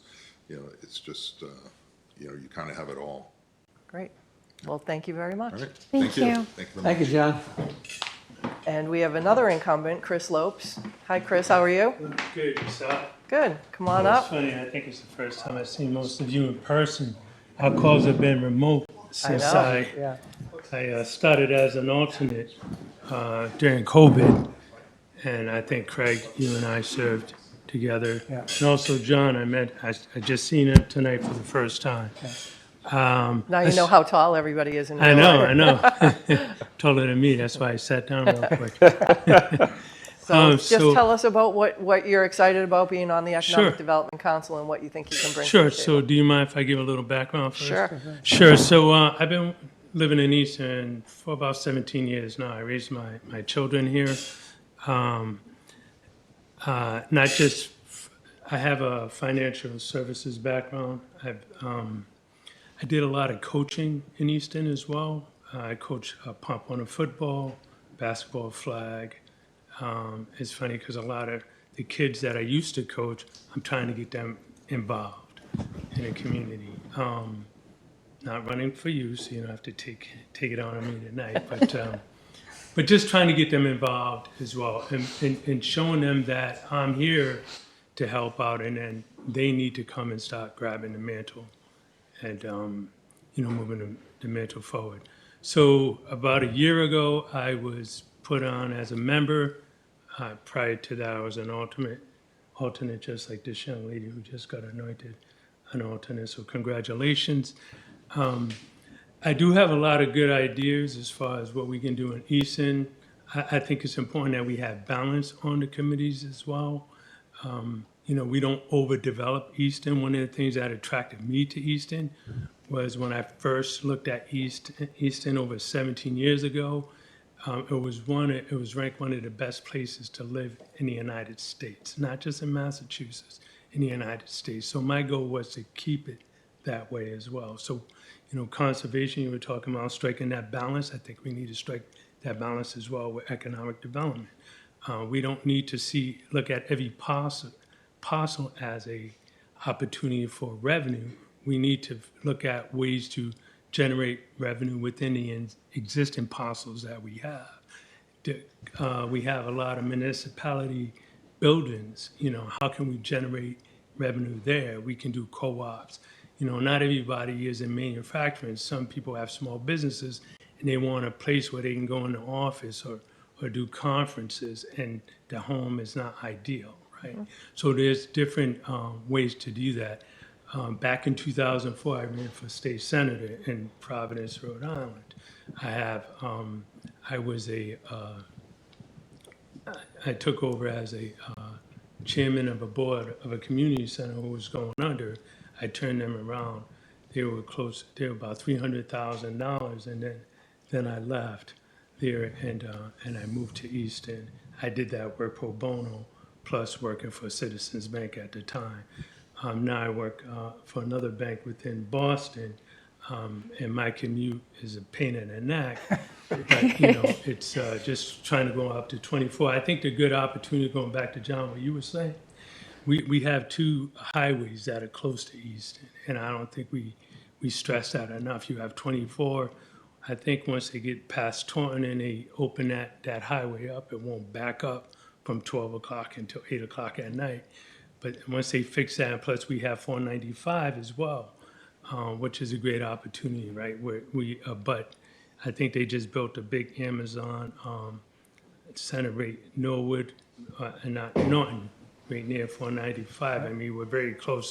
So commerce and you were talking about the override, right? So one of the things with the override is I think we're starting to stress our services with all of the development we're doing for residential, but we haven't really, tapped into the commercial aspect of it, because that's, that doesn't put as much stress on our services because people are there during the day, they're not there during the evening. So the police department and the fire department aren't as active when you have commercial versus residential. So we just have to come up with a whole new and creative approach to try to help level out our tax base, right? Like most of you, I live at 10 Lincoln Street, and I'm also on the master planning board. You were talking about earlier today, right? And one of the things that, if you look at the survey, one of our biggest community folks are seniors. So not only are we focusing on youth, we have to focus on seniors. And not every senior that lives in Easton wants to give up their house and downsize. Some of them had their legacy. They passed it down from generation to generation. They don't want to give it up, their house. So we have to figure out ways to, not raise their taxes as well and keep them in the community. And that's all part of the Economic Development Board, working with the other boards to make sure that we're looking at ways to bring in revenue so we're not taxing our residents out of our communities. That's the So goal. it was there. All right, Jen, your questions? I think I heard some ideas in there, but I'm going to ask the question anyway. So, coming out of the failed override and the need for economic development, which you spoke to very eloquently, what do you see as a big idea or a big opportunity to call out for this committee to bring in? Sure. I think. So again, I come from a city, so I have a different perspective on things. And so, one thing is when we bring people in to do business, we also need to start holding people accountable to bring those revenues, because empty buildings do not generate revenue, right? We have a tax base, but we're not generating revenue. But it also doesn't help us bring in new revenue. So there's different ways that we can do things, right? Like if we have vacant land, let's figure out if we can work with the landowners to lease the land, not necessarily purchase the land. Come up with different new innovative ways to use not only our buildings, but our open space, right? So there's ways that we can use open space. I mean, kids nowadays, they don't go, you can't keep them in a building for longer than, 8 hours? Actually, I go to work, I think they come in 4 hours. They come in because everybody has to show up to work now. And then once 4 hours is done, they leave. They go somewhere, home or whatever, and they want to work. If we give them open spaces where they can go and work, et cetera, I think there's other different ways we can do it. And then figure out how do we generate revenue, right? So if they tap into like Wi-Fi or something like that, and we can generate a whole different stream of revenue that we're not even thinking about today, right? We're just thinking about the old conventional ways of generating revenues for their town. And then how do we work with other communities that are close by to help reduce our revenues, our tax base as far as, services. Like we're building a new, I think, service over here on the corner. How do we work with Brockton, right? So if they're getting taxed on, what is this, the west side of, how can they give us revenue so they use our services because we're closer than, their fire or police or what have you. So figuring out ways to come up with these partnerships and generate different ways of revenue. Excellent. Very Craig? thoughtful. I have no other questions. It's been very articulate in explaining things. All right, great. Thank you. Thank you. Yeah. And then we have another candidate that couldn't be here tonight, Michael Owens. Hold on, and I will just look at his resume. Michael is a director of product design. He's a company director on executive level management for over 15 years, managing or participating in budgeting decisions for budgets anywhere less than or equal to 100,000 or greater than to equal 100 million. Co-owner of Easton business Spotted Photography. His prior experience, he has none, but is currently the treasurer of the Municipal Ballot Question Committee, Save Our Schools Easton, and relevant skills and talents. Won the Capital Planning Committee. Sorry, Wait, Donnie, am I no, reading that's that for choice. That was Oh, that was the request for appointment. It's immediately to the right of it. yeah, I'm sorry. Technology expert, career in tech companies over 20 years. So he had applied to be on a few different boards and committees. So, Craig, I'm going to put you back on the spot again. Poor Craig. It's going to get me after the meeting. Yeah, exactly. I'm very comfortable with both John and Chris as returning to the committee. I've enjoyed working with them, and they're very thoughtful people, and I think that it's worth reappointing them. And now that the interview's over and I can kind of give more perspective, I really love the connection you made between workforce and how that ties back as an opportunity. And someone who was married to a former machinist and kind of understands the situation with how that entire industry kind of was here and shifted around and ways to bring it back, I really kind of just speaks to my soul a bit. Also, I love what you had to say, and you were connecting the dots in the way that, like, I'm a planning student. I got a degree in planning, and hearing you talk, I'm like, you got all the pieces right there, trying to connect them together, and just it's fantastic, and a lot of energy and great ideas. So I'm very confident, both with John Holbrook and Chris Lopes as well. And I know Michael Owens is a fantastic candidate, and I hope he considers other roles because he's got a lot of energy. Yeah, I agree with all of that, and I would just say that this year, the Economic Development Council is probably going to have some different perspective and different work. We really need doers, not just idea people. So we don't have a big staff, as you know, so you do have to roll up your sleeves and do some of that. So bringing these ideas forward, making them work, and showing results. I know that in the last master plan, when I was on the council, we went through the table of all the ideas that were on there and enacted, I think, probably all of them. But with the new master plan coming up, and I'm glad that you're on that committee, it's time to look at the next 10 years and what are some new modern ways. Back when the last master plan was done, the world was very different then. So we really need to look at that with a fresh set of eyes. But I think it's going to be a heavier lift now because we will need people to do the work because of the staffing. More important than ever. Yeah.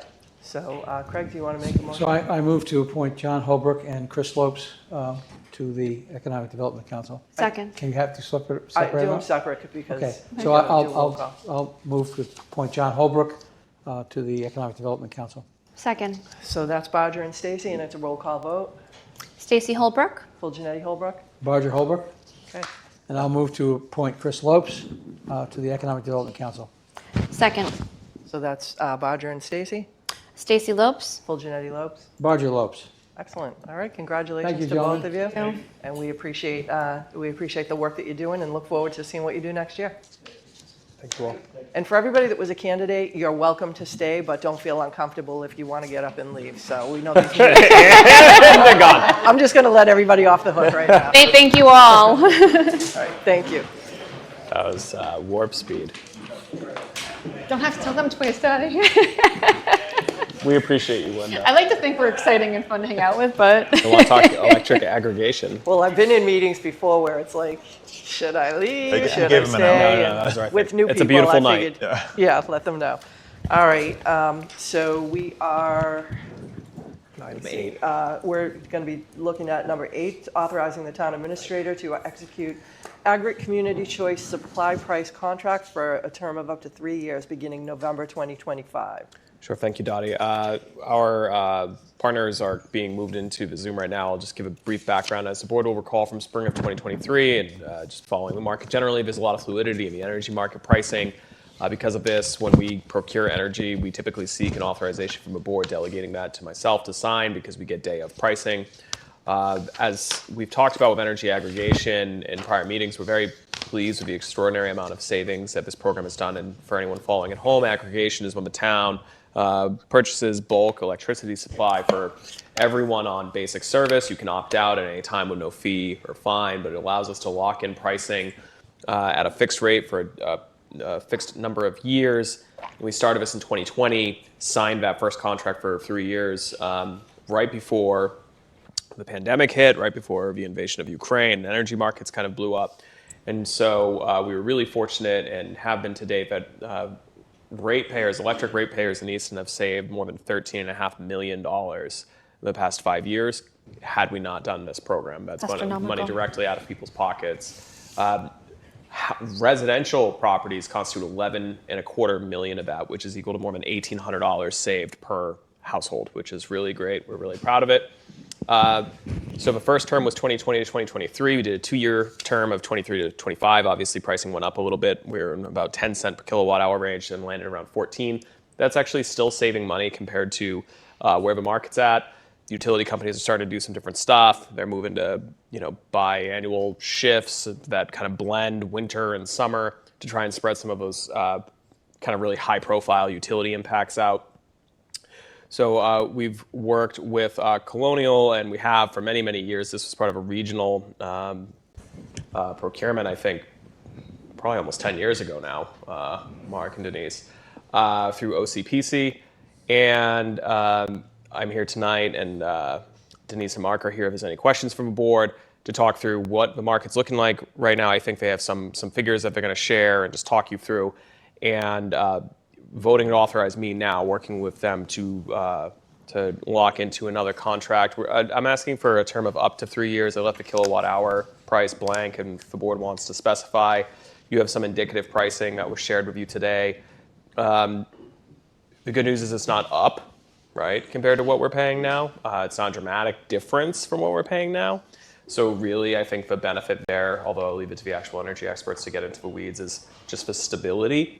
I think I've kind of said enough about that. Mark, Denise, you want to jump in and just give an overview of what we're looking at in the market? What are we expecting from N-Grid basic rates over the next few years? And how does the indicative pricing that we're looking at with suppliers now compare to what we currently pay? And how does that compare to the market? Mark Caponona, Colonial Power. Nice to meet you. And so I'll just start.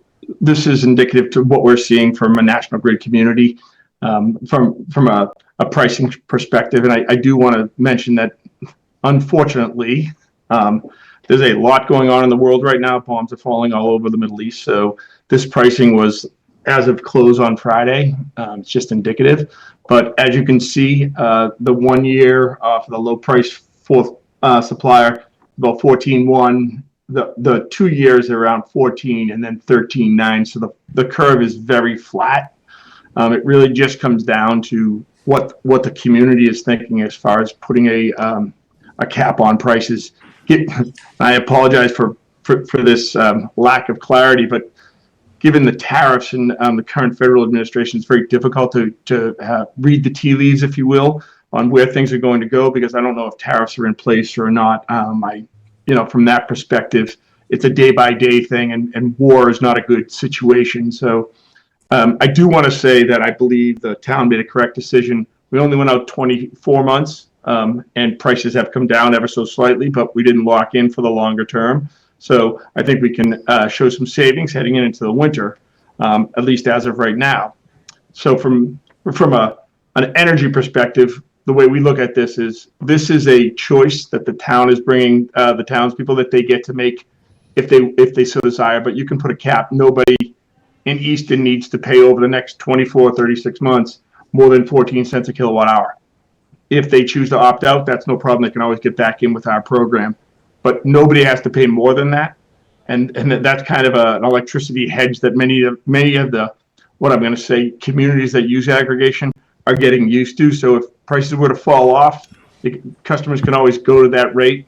But when things escalate, let's hope they don't in the Middle East, the protection is always there that the customer can come back to the town aggregation and use this rate.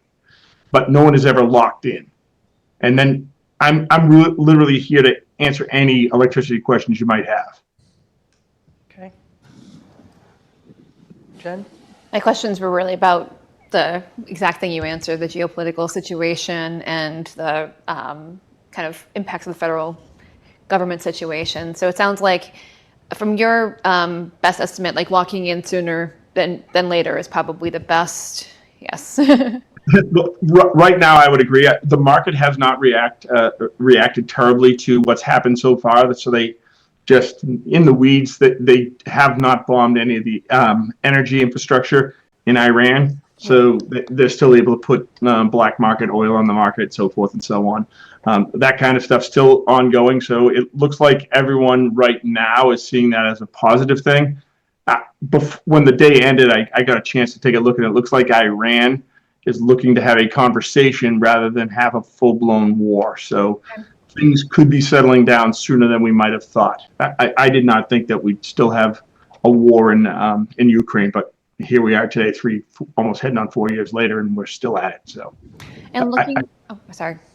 Go ahead. Looking back over the past 24 months of our current agreement that is ending, has the price ever dipped to a point that we would have had like buyer's remorse, like, oh, we acted too soon, or has it been pretty level, or we did a good job with where we landed?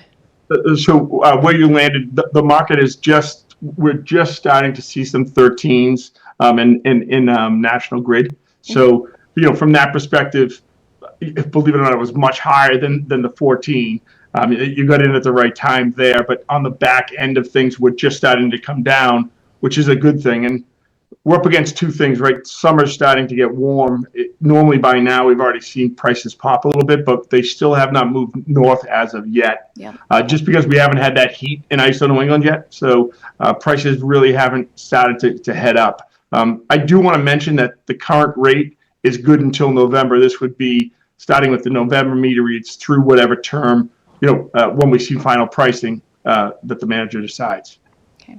No more questions for me. Thank you. You're welcome. Greg? So Mark, what's your recommendation in terms of the length of the agreement? For me, just given the pricing is this flat, I'm looking at 24 or 36. And again, I can be swayed one way or the other. I'm not totally sold one way or the other because it's just difficult to say if peace breaks out and all of a sudden Ukraine is back to normal. I think you can see prices go down, but you start dropping bombs through the Middle East and prices are going to start screaming like they were just 3 years ago. Mm-hmm. I apologize for that non-answer, but I'm saying to you, I really don't know which way Mr. Netanyahu is going to take this, and what the response is from the Ayatollah. Denise, do you have anything to add to that? No, I'm in agreement. It's just more a preference of the town if you want to lock in for that extra year. It's like Mark said, it's pretty flat. So just personal preference on the last 12 months there. And the reality is if things do go lower, people could just start Correct. opting out, could- right? they So could that's opt out and the go safety back. net. And- Okay, yeah. Exactly, yeah. So having looked at this with Mark and Denise, Wendy and I are leaning towards doing 2 years. It gets you, that's what we did this current time. It served us well, with the exception of a very small period of time. The aggregate pricing has been lower than the market rates. And to Colonial's point, the difference, you're talking tenths of a penny for another 12 months. But when we get actuals, I think tomorrow they're due. If for some reason there's a substantial sway, that adding that last 25 through 36 months makes a big price difference. If a board's comfortable, you could just authorize up to 3, as long as it's in this rough ballpark. Okay. All of these are beneath what we're current. Right now we pay $14.74 and $14.904 for the optional. So not dramatically beneath. I think you're looking at about 5% swing, but it's a modest improvement. It's not more. It's not more. That's right, that's right. And again, this is indicative. Who knows what the price will be tomorrow? But So when you look at the pricing, the market pricing now, National Grid has summer rates and winter rates. Is this one rate that is an aggregation of, if you pick it and it starts in November, it's competing with the winter rates, so to speak, but we would have one rate for the whole year, correct? That is correct. And I just, only because they changed it since the last time we were in front of you. National Grids used to have all their winter rates, and you have a giant spike in the wintertime. It was November through March 31st, and then April through October.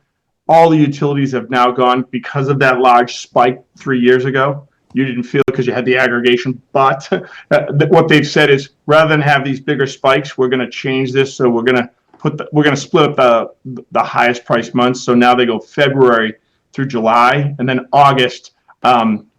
Right through the end of January. So it's the same arithmetic. I just want to say that the prices don't change, but you don't get all the high price months in one term. So believe it or not, their winter rate, as far as we're concerned, starts August 1. And that will go right through the end of December and January. Those are the two high price months together. The summer rate being the one that has the one winter rate in there, February through July. But we would just have one rate, one standard That is rate. correct. So what That my is correct. point is that when we're looking at the benefits, we're looking at the average benefit across the 12 months. We're not looking at month to month. If I'm paying this and they're charging that, you've got to look at it for a period of time, right? To see the things. Yep, that 100% correct. Sometimes you might be ahead, sometimes you might be below, and that's what we send over on a quarterly basis. So the manager can take a look and say, how are we doing vis-a-vis basic service this quarter compared to last quarter? And so far it's been cumulatively a plus to the end user. Well, I like that, and I like the idea of being able to opt out, but I think it's important to acknowledge that because, when the utility companies came out and said that they were going to voluntarily be told that they had to change the rates for the real unexpected, real crazy prices that people were getting this spring, they weren't really giving any money back. They were just spreading it out. And I think that the way I saw it on the news, to me, it appeared like they were trying to make it look like they were cutting, they were saving you money. They didn't save me any money. They just spread it to another month or a couple other months. So we got a little bit of money back, but we're still paying it back in that. So to me, that's just another way of saying that people really need to look at the whole average savings. And we have a good track record over all these years. Of course, in the first few years when this aggregation started to come out, there was a lot bigger savings. But even breaking even is still worth it if you're taking the risk of it. So. And I like the idea that people can opt out if they don't want to do it. So, And the stability it brings, because the other thing they can play with is the delivery charges and such too seem to be going up and up. So this Right. at least is one element of more stability, which Right. I think is important. all right. So what our vote is, we need to drop in a number that we're looking at for the kilowatt for basic service and the time frame. Is that no more than 14 cents a kilowatt hour? I would not suggest that. That's too aggressive. I don't know, Mark, Denise, is 15 appropriate? It's appropriate. I'm not going to say it's not. I just don't know how the market's going to react.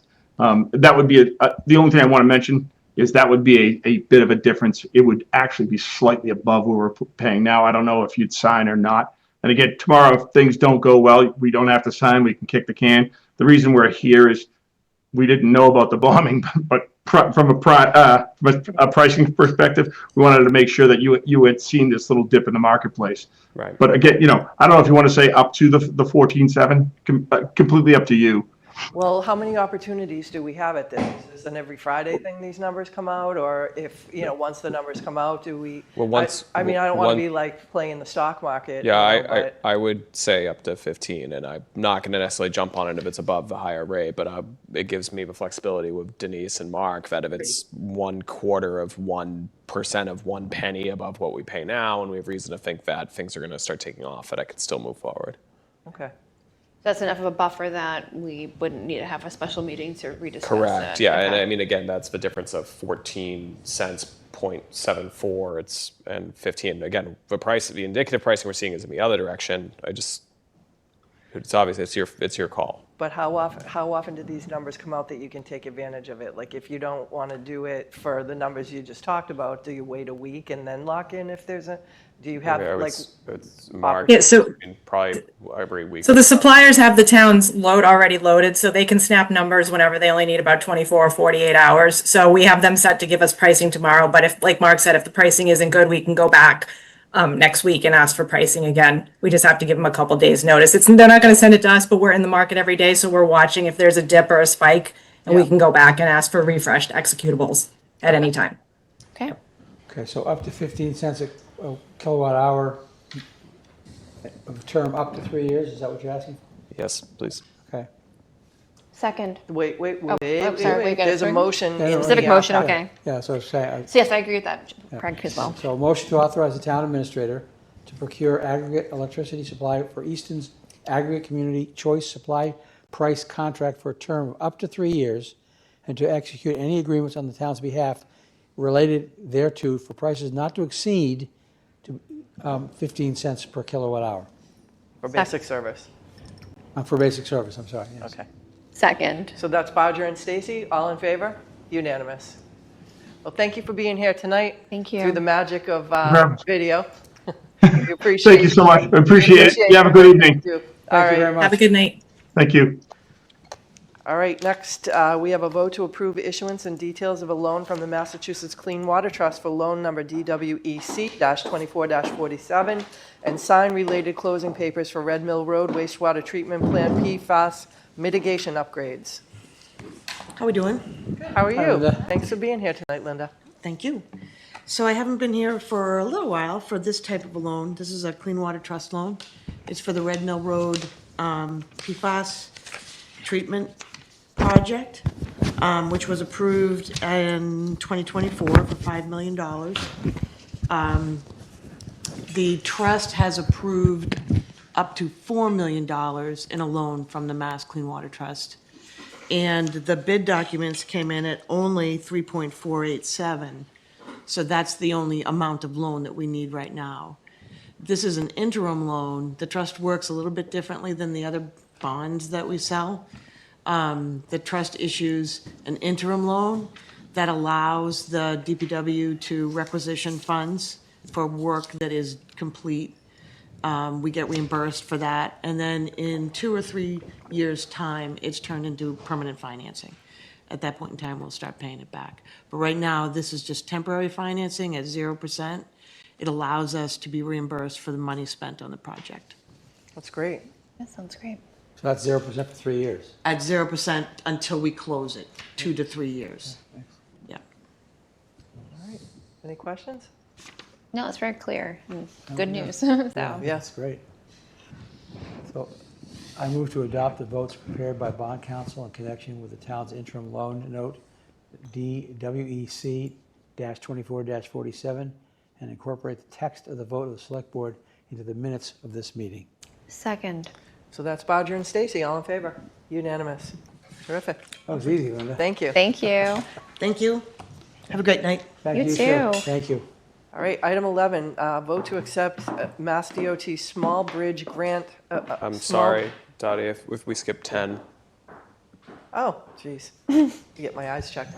Discussion and vote, DPW 2023-24 extension, Weston and Sampson Services Inc., operation and maintenance of the Northeastern Village and school wastewater treatment facilities. Sure, thank you, Dottie. We have an existing contract with Weston and Sampson for the O&M for the Northeastern Village and the school wastewater treatment facilities. Part of that was a multi-year bid that included a provision for the contract to be extended for up to 2 one-year terms. This extension would be the third and final extension available to June 30th, 2026. Director Field and I recommend that you extend the contract. It is a clean extension of just adding 1 year, and funding is carried within the town and school budget. Excellent. Any comments, questions? No, straightforward. So I move to approve the DPW 2023-24 extension for Weston and Sampson Services Incorporated, operation and maintenance of the Northeastern Village and school wastewater treatment facilities for an additional 1 year. Second. It's Bodger and Stacy, all in favor? Unanimous. Okay, now we're on 11. Vote acceptance of MassDOT Small Bridge Funding Grant, Main Street Bridge Repair at Queesit Brook. Sure, thank you, Dottie. Director Field and I are happy to report that Easton has been awarded $489,134 in funding for the repair of a Main Street Bridge over Queesit Brook.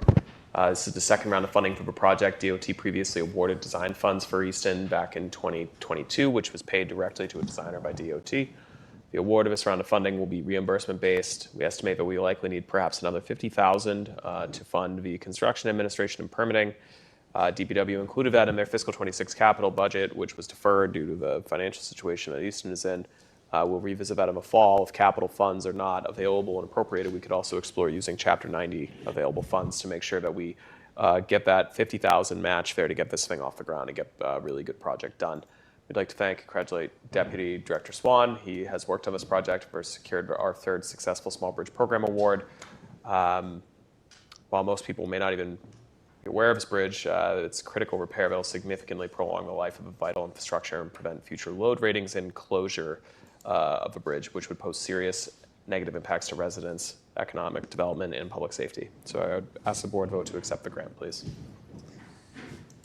I move to accept Mass DOT Small Bridge Funding Grant for the Main Street Bridge Repair at Queesit Brook in the amount of $489,134. Second. That's Bodger and Stacy, all in favor?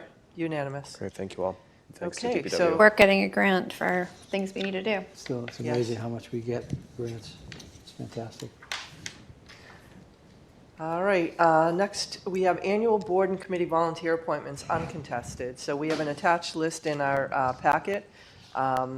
the board and committee charges are also in our packet for reference. The public can look at those as well. I'm not going to go through and read all of them, but we are going to look at these slates, look at the appointments as a slate when we make the motion. But I do want to mention, as I go through some of these, there are some vacancies on these boards and committees that are still open. So one is on the Commission on Disabilities. There's 2 spots open on the Cultural Council. There's one on the Human Resources Board, one on the Human Rights Committee, 2 on the Public Spaces Committee, and I think that's, one on the Recreation Commission. So I will send these notes out to the people that applied tonight that did not get appointed, and hopefully there's opportunity in one of those other places for them.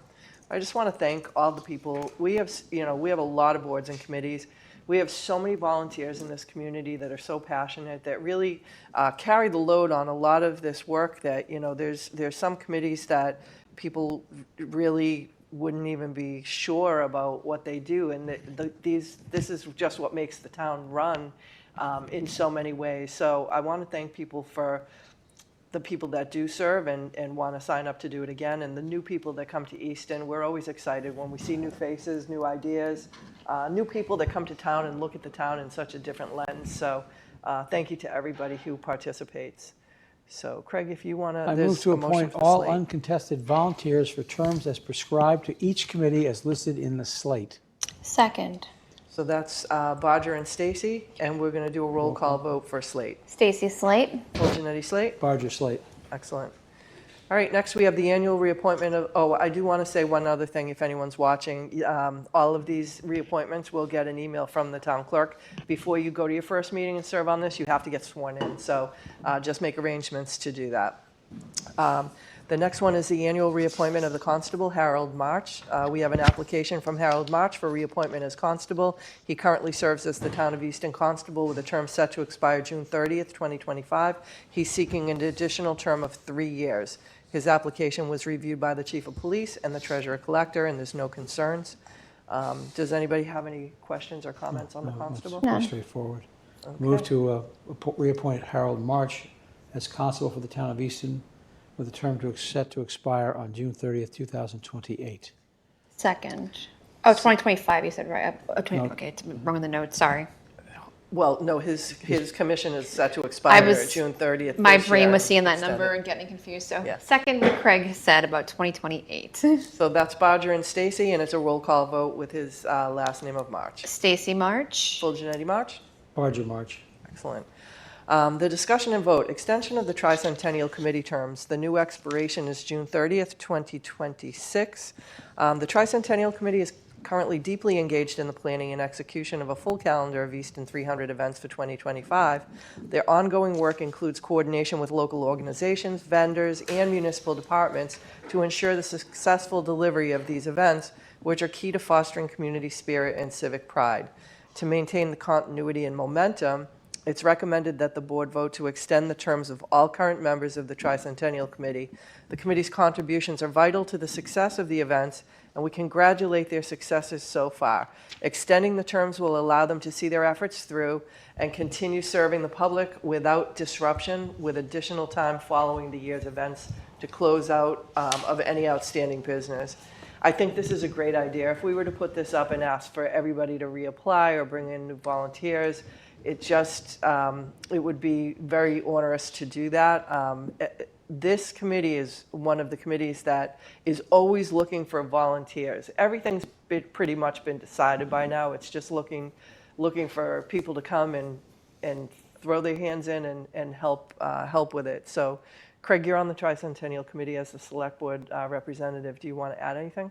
No, I just think it's a terrific committee, and the work that the chair and the co-chair, Dave Clifton and Dale Carrister, have done is extraordinary. And the number of people who have stepped up to volunteer it has been amazing to me. I didn't get to see the fireworks on Saturday night, but I was there for the flag raisings, and I mean, it was just a wonderful experience. And I'm looking forward to the other events that are going to occur. And it's my pleasure to serve on the Tricentennial Committee. I think we're going to have to form a new name for that committee, because I have the feeling that the people that are on this are going to have a hard time coming to a full stop at the end of this. They're going to want to, continue to participate in some way. And of course, wear the colonial garb is a big hit. So, Well, definitely hearing chatter that folks really are energized by the sense of community. So there Yeah. definitely be a space for it. it really is. And so much talent on that committee from people with expertise in, finance and fundraising. And, they raise all the money for this. I would be neglecting if I didn't say that Lee Williams was somebody who was very, very passionate about this. His trust left some money to the committee, but even before that, for his 80th birthday, he was asking people, don't bring a present, give money to the town. So he's been advocating for that for a really long time, and I think he would be blown away just by the state police flyover. That was like his thing, something real big and dramatic. Yeah. And I think that the people that stood up to do this, it really honors his legacy in a different way as well. I think what's extraordinary is that every dollar was raised by volunteers, was donated by members of the community. Yeah. That nothing came out of the town's coffers. It was all volunteer donations, and that close to $400,000, which was something special. And driving through town and seeing those pole banners, that's classy. I like that. Yep. I like that. Yeah. Awesome. All right. So do you want to make the motion? Sure. I'll move to extend the Tricentennial Committee terms for new expiration date of June 30th, 2026. Second. So that's Bodger and Stacy, all in favor? Unanimous. All right, and now the discussion and votes, appointments to the select board members to representative committees. So we're just not fun on Monday nights. Sometimes we have these other committee meetings that we are the select board representative to. And we generally stick kind of in the same lane because we all have our areas of expertise and, passion. So I'm presuming, but I might be wrong, and we're missing two people tonight, so we can appoint them to everything and Absolutely. give us a break. But I do presume that they would want to be on the same committees that they serve so far, because nobody has told me otherwise. So we'll start with the Affordable Housing Trust. Jen, That's you've done an currently me. amazing job on that committee. Yeah, and I really enjoy working with that group. Its mission aligns well with what I have experience in, and I think it's critically important. So I would be honored to continue my role with the Affordable Housing Trust. Terrific. I'll second that. All right, well, you make the motion and I'll second it. Okay, I move to reappoint Jen Stacy to the Affordable Housing Trust as the Select Board representative. And I'll second that, and is that a roll call vote also? Yeah, let's do it. Why as not, roll for call, sure. Just in case. Barger that's- Stacy. Well, that was Bodger and Fulgenetti, and then Barger Stacy. Fulgenetti, Stacy. Stacy. All right. Beautiful. The next one is the Audit Committee. Who's that? Who's Is that? that Mark? Is that Jamie or Mark? I'm not sure. Do we not have a roster? I feel like it's Jamie. Okay. We will check on the website quickly. I should have done that before the meeting. No, we typically have that.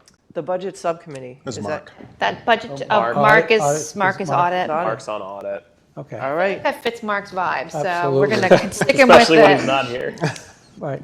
I move to reappoint Mark Lamb to the Audit Committee. Second, That's Bodger and Stacy. Stacy Lamb. Fulgenetti, Lamb. Barger Lamb. All right. Budget Congratulations, Subcommittee. Mark. Budget Subcommittee is you and Jamie. Me and Jamie, yeah. And I think budget's going to have a really important role coming out of the work pace, set the tone for this year. I was thinking about this a bit more. So I am going to assume Jamie wants to continue, and I will as well. I think continuity is important, and, yeah. I agree. I move to appoint Jen and Jamie to the Budget Subcommittee. All right. So that's, I'll second. Did you Second the slate. second the slate? Okay. So that's Bodger and Fulgenetti and Stacy Slate. Fulgenetti slate? Barger Slate. Okay. Economic Development Committee, that is Craig and Mark. And are you still willing to? Oh, absolutely. Absolutely. All right. After So all the nice things I said about my colleagues on there. I'm kind of jealous. They were. well, that's a tough one because they meet during the day. Yeah. So Yeah. so that's a challenge. Big commitment, but very much appreciated. All right, so I'll make a motion to nominate Craig and Mark to the Economic Development Committee. I'll second that. So that's full Janetti and Bodger. Stacy Slate. Full Janetti slate. Barger Slate. Okay. The next one is the Environmental Stewardship Committee, and Jamie serves on that one now, or Jamie's is that? great at that one, yeah. Yeah, Yeah. Jamie's fantastic. Let's leave him there. All right. They're gonna rue the day they missed this meeting. Yeah. So I'll move to reappoint Jamie Stebbins to the Environmental Stewardship Committee. And I'll second that. All right, so that's Bodger and Stacy. Stacy Stebbins. Full Janetti Stebbins. Barger Stebbins. All right, and last, the Human Rights Committee. Craig, That's me. that's you. I'm delighted to be able to serve on that committee. You've made a big impact there, so we appreciate it. Thank you. Awesome. All right, so I'll make a motion to reappoint Craig to the Human Rights Committee. And I'll second it. So that's Bodger and Stacy. Stacy Barger. Full Janetti Bodger. Barger. Excellent. Excellent. Okay. All right. And these are all terms through June 30th, 2026. So just so that people don't think I'm a complete slacker on this because I wasn't appointed to any of these, I do want to point out that I am chair of the Cultural District, and that has a 5-year term. So I am still doing some heavy lifting on this. I think you did like 600 hours of PACE last year, so. Yeah. I'd say that, and chairing the select board, I think that's an. Yeah. I think we did, yeah. Slacker is not a word I'd associate with you, just for the record. All right, next we have the contract awards for Southeastern Regional Services Group, Department of Public Works Supplies, Borough Sand and Stone, Burke, Classic Trailer, TL Edwards, Ferguson, Hoadley, Hokum, G. Lopes, LaRusso Corp., Peterson, July 1st, 2025 to June 30th, 2026. Sure, thank you, Dottie. As the board is aware, Easton is part of SURSAGE, which is a Southeastern Regional Services Group. That's a group purchasing consortium of many cities and towns working together to go out to bid for common supplies that we all need, regardless of what town we're in, for public works, asphalt, things of that nature, and we get a better unit cost by buying in bulk. So this is this fiscal year's tranche of supplies, fundings, and DPW budget. I recommend approval. So are we doing these separately, the contracts? or- DPW Public Works Supplies is one, and then the other is paper. the paper, okay. It's other. So I move to approve the Surge's recommendation of contract awards for DPW supplies for fiscal year 2026. Second. That's Bodger and Stacy, all in favor? Unanimous. Same, And the second one is the paper? same concept here. We bulk buy paper, and this is the winning bid. What's Spruce Home? That's the name of the company that won this year. Oh, okay. Had the So best price. I move to approve the Spruce Home contract for paper, July 1, 2025 to June 30th, 2026. Second. So that's Bodger and Stacy, all in favor? Yeah. Unanimous. All right, we are up to item 17, acceptance and resignation for the Historical Commission. Michaela Wolf, her seat expires June 30th, 2026. We do have a memo that Mickey has resigned from the Historic Commission. I do want to say that she's done an amazing job. She's also on the planning board, Yes. and really appreciate the efforts that Mickey's put in over the years. And we will make a motion and a second and a roll call vote to accept her resignation with regret. Right. I move to accept the resignation of Mickey Wolf from the Historical Commission with regret. Second. So that's Bodger and Stacy, and the roll call. Stacy Wolf. Full Janetti Wolf. Barger Wolf. Terrific. The acceptance of the minutes, June 2nd, 2025. So moved, Barger. Second, Stacy. That's Bodger and Stacy, all in favor. Unanimous. All right, town administrator notes. I just want to say thank you to town clerk and her staff and all of our election workers. They've been extraordinarily busy since April, running numerous elections, one of our largest town meetings we've ever done, special elections, and they've done an awesome job and treated everyone great, and I'm very proud of our team. Also want to give a shout out and echo what the board has said, that it's really incredible the volunteerism and the generosity of the Tricentennial, both the folks on that committee, the fundraising they've done, but the residents and businesses in the community who have contributed so much to pull off some pretty amazing events. And outside of Stonehill having some, I don't know when the last time Easton, if ever, had fireworks, but that's pretty awesome.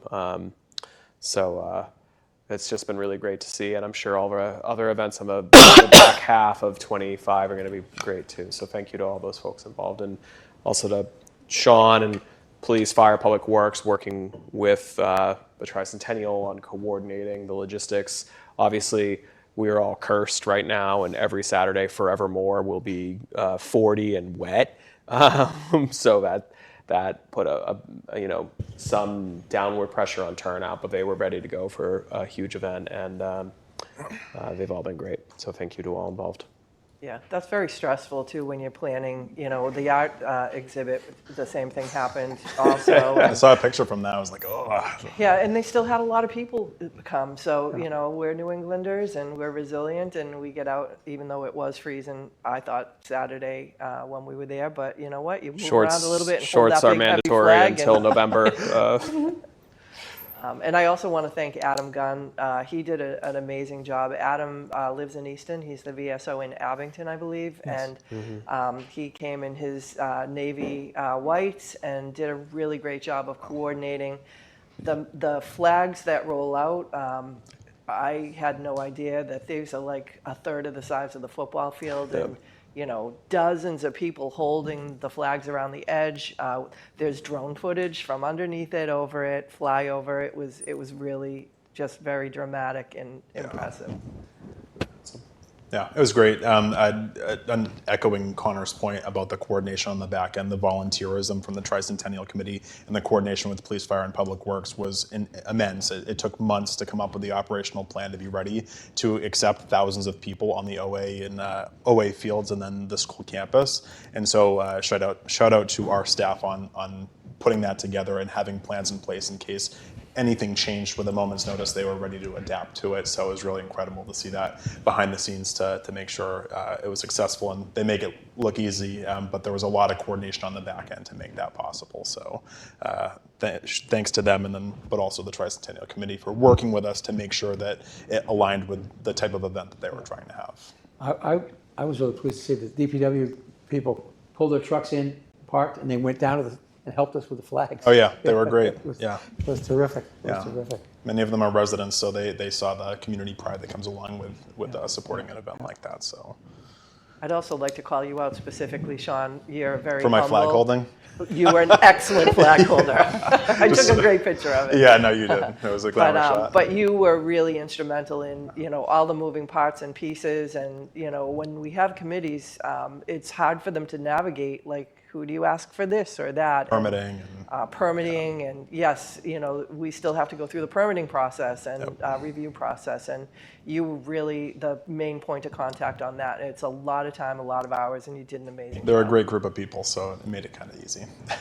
Yeah, and shout out to all the people who set it up, because I know they were setting it up in the rain, and that's a lot of work to set it up on a beautiful weather day. Yeah, right. And it was just a fantastic. The layout was great on the grounds there, and it was just joyful to see the kids running around and having a great time. And yeah, I came really close to being like, I don't know if I can survive this cold up to the end, but really, really glad that we made it through. So I watched my daughter in shorts and no shoes, but Yeah, I want to give a shout out to the coordinator, Jessica Zimmerman. Did a heck of a job in navigating all the different permitting and everything that she had to get done. And then they gave her a golf cart to drive it. She drove around that golf cart. Jealous. She had a great time driving around. That was brilliant to deliver the waters around, so folks had. She did a heck of a job, and I want to give her a shout out for the work she did. It's awesome. Great. And the DPW must have taken that down very quickly, because I was there the next night to play field hockey, and you couldn't tell something big had happened there. Yeah. Just there was 24 hours before. There was, we also had MetroLAC, regional law enforcement. You were pushing. There was some of our regional resources for staff we're bringing were bigger than our actual existing Collectively, departments. between Police, Fire, and DPW, we had close to 100 staff that were available, not just town staff, but regionally, which is pretty incredible to see come together. And we're going to do it all again with the parade in a month. Yep. And it'll be too hot, and we'll be like, oh my gosh, the sun. We have plenty of water. We got 5,000 bottles of water that were donated, so we'll have plenty that was left over that we'll have for that. So we'll stay hydrated. That's great. Excellent. That's good. So Jen, I know that you wanted to talk about some things that were in the town crier. Yeah. So first of all, again, a reminder, because Dottie started with the process of reminding folks. I think I'm going to carry your torch and do the reminders, because the town crier is amazing. And I know the fantastic folks in this. I think Elizabeth, you're mostly responsible for putting it it's together. all So like, Elizabeth. huge shout out to you. It's visually really well done, and it has a ton of information packed in there. So you can tell you put a lot of pride into it. So if folks aren't emailed, don't have your email address signed up to receive it, please do. It takes literally a couple seconds, and the link's on the website. And you can find information about cool things like events like the Tricentennial and information about voting. And also the event I'm going to talk about in a second, which is 2 public workshops that are coming up at the end of the month. One is the Easton Master Plan. So this is an opportunity to participate in the Envision Easton Master Plan discussion. This is our 10-year plan, so it's a really important conversation to be part of for being involved in what the next 10 years of Easton's future looks like. That is on June 24th from 6:30 to 9 at Frothingham Hall. And there you can reach out to Stephanie Danielson. Her email address is in there with any questions.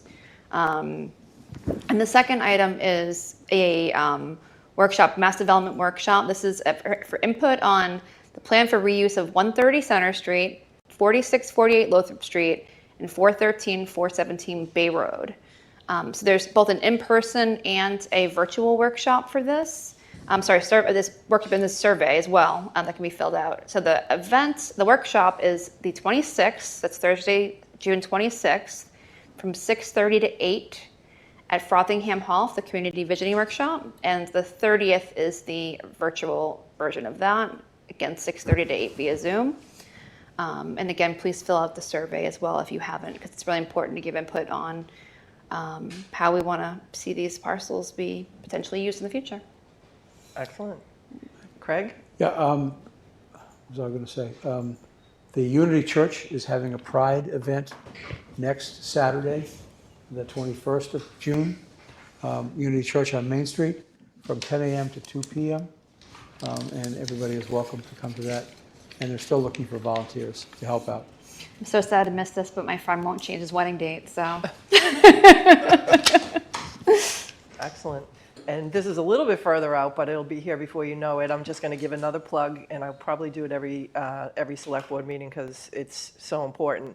The summer concert series in front of Oaks Ames Hall that the Cultural District supports, it starts July 9th, and it wraps up August 20th. Every Wednesday night at 7 o'clock. July 9th is Billy and the Jets. The 16th is the Pickpockets. The 25th is Jake and Jenny.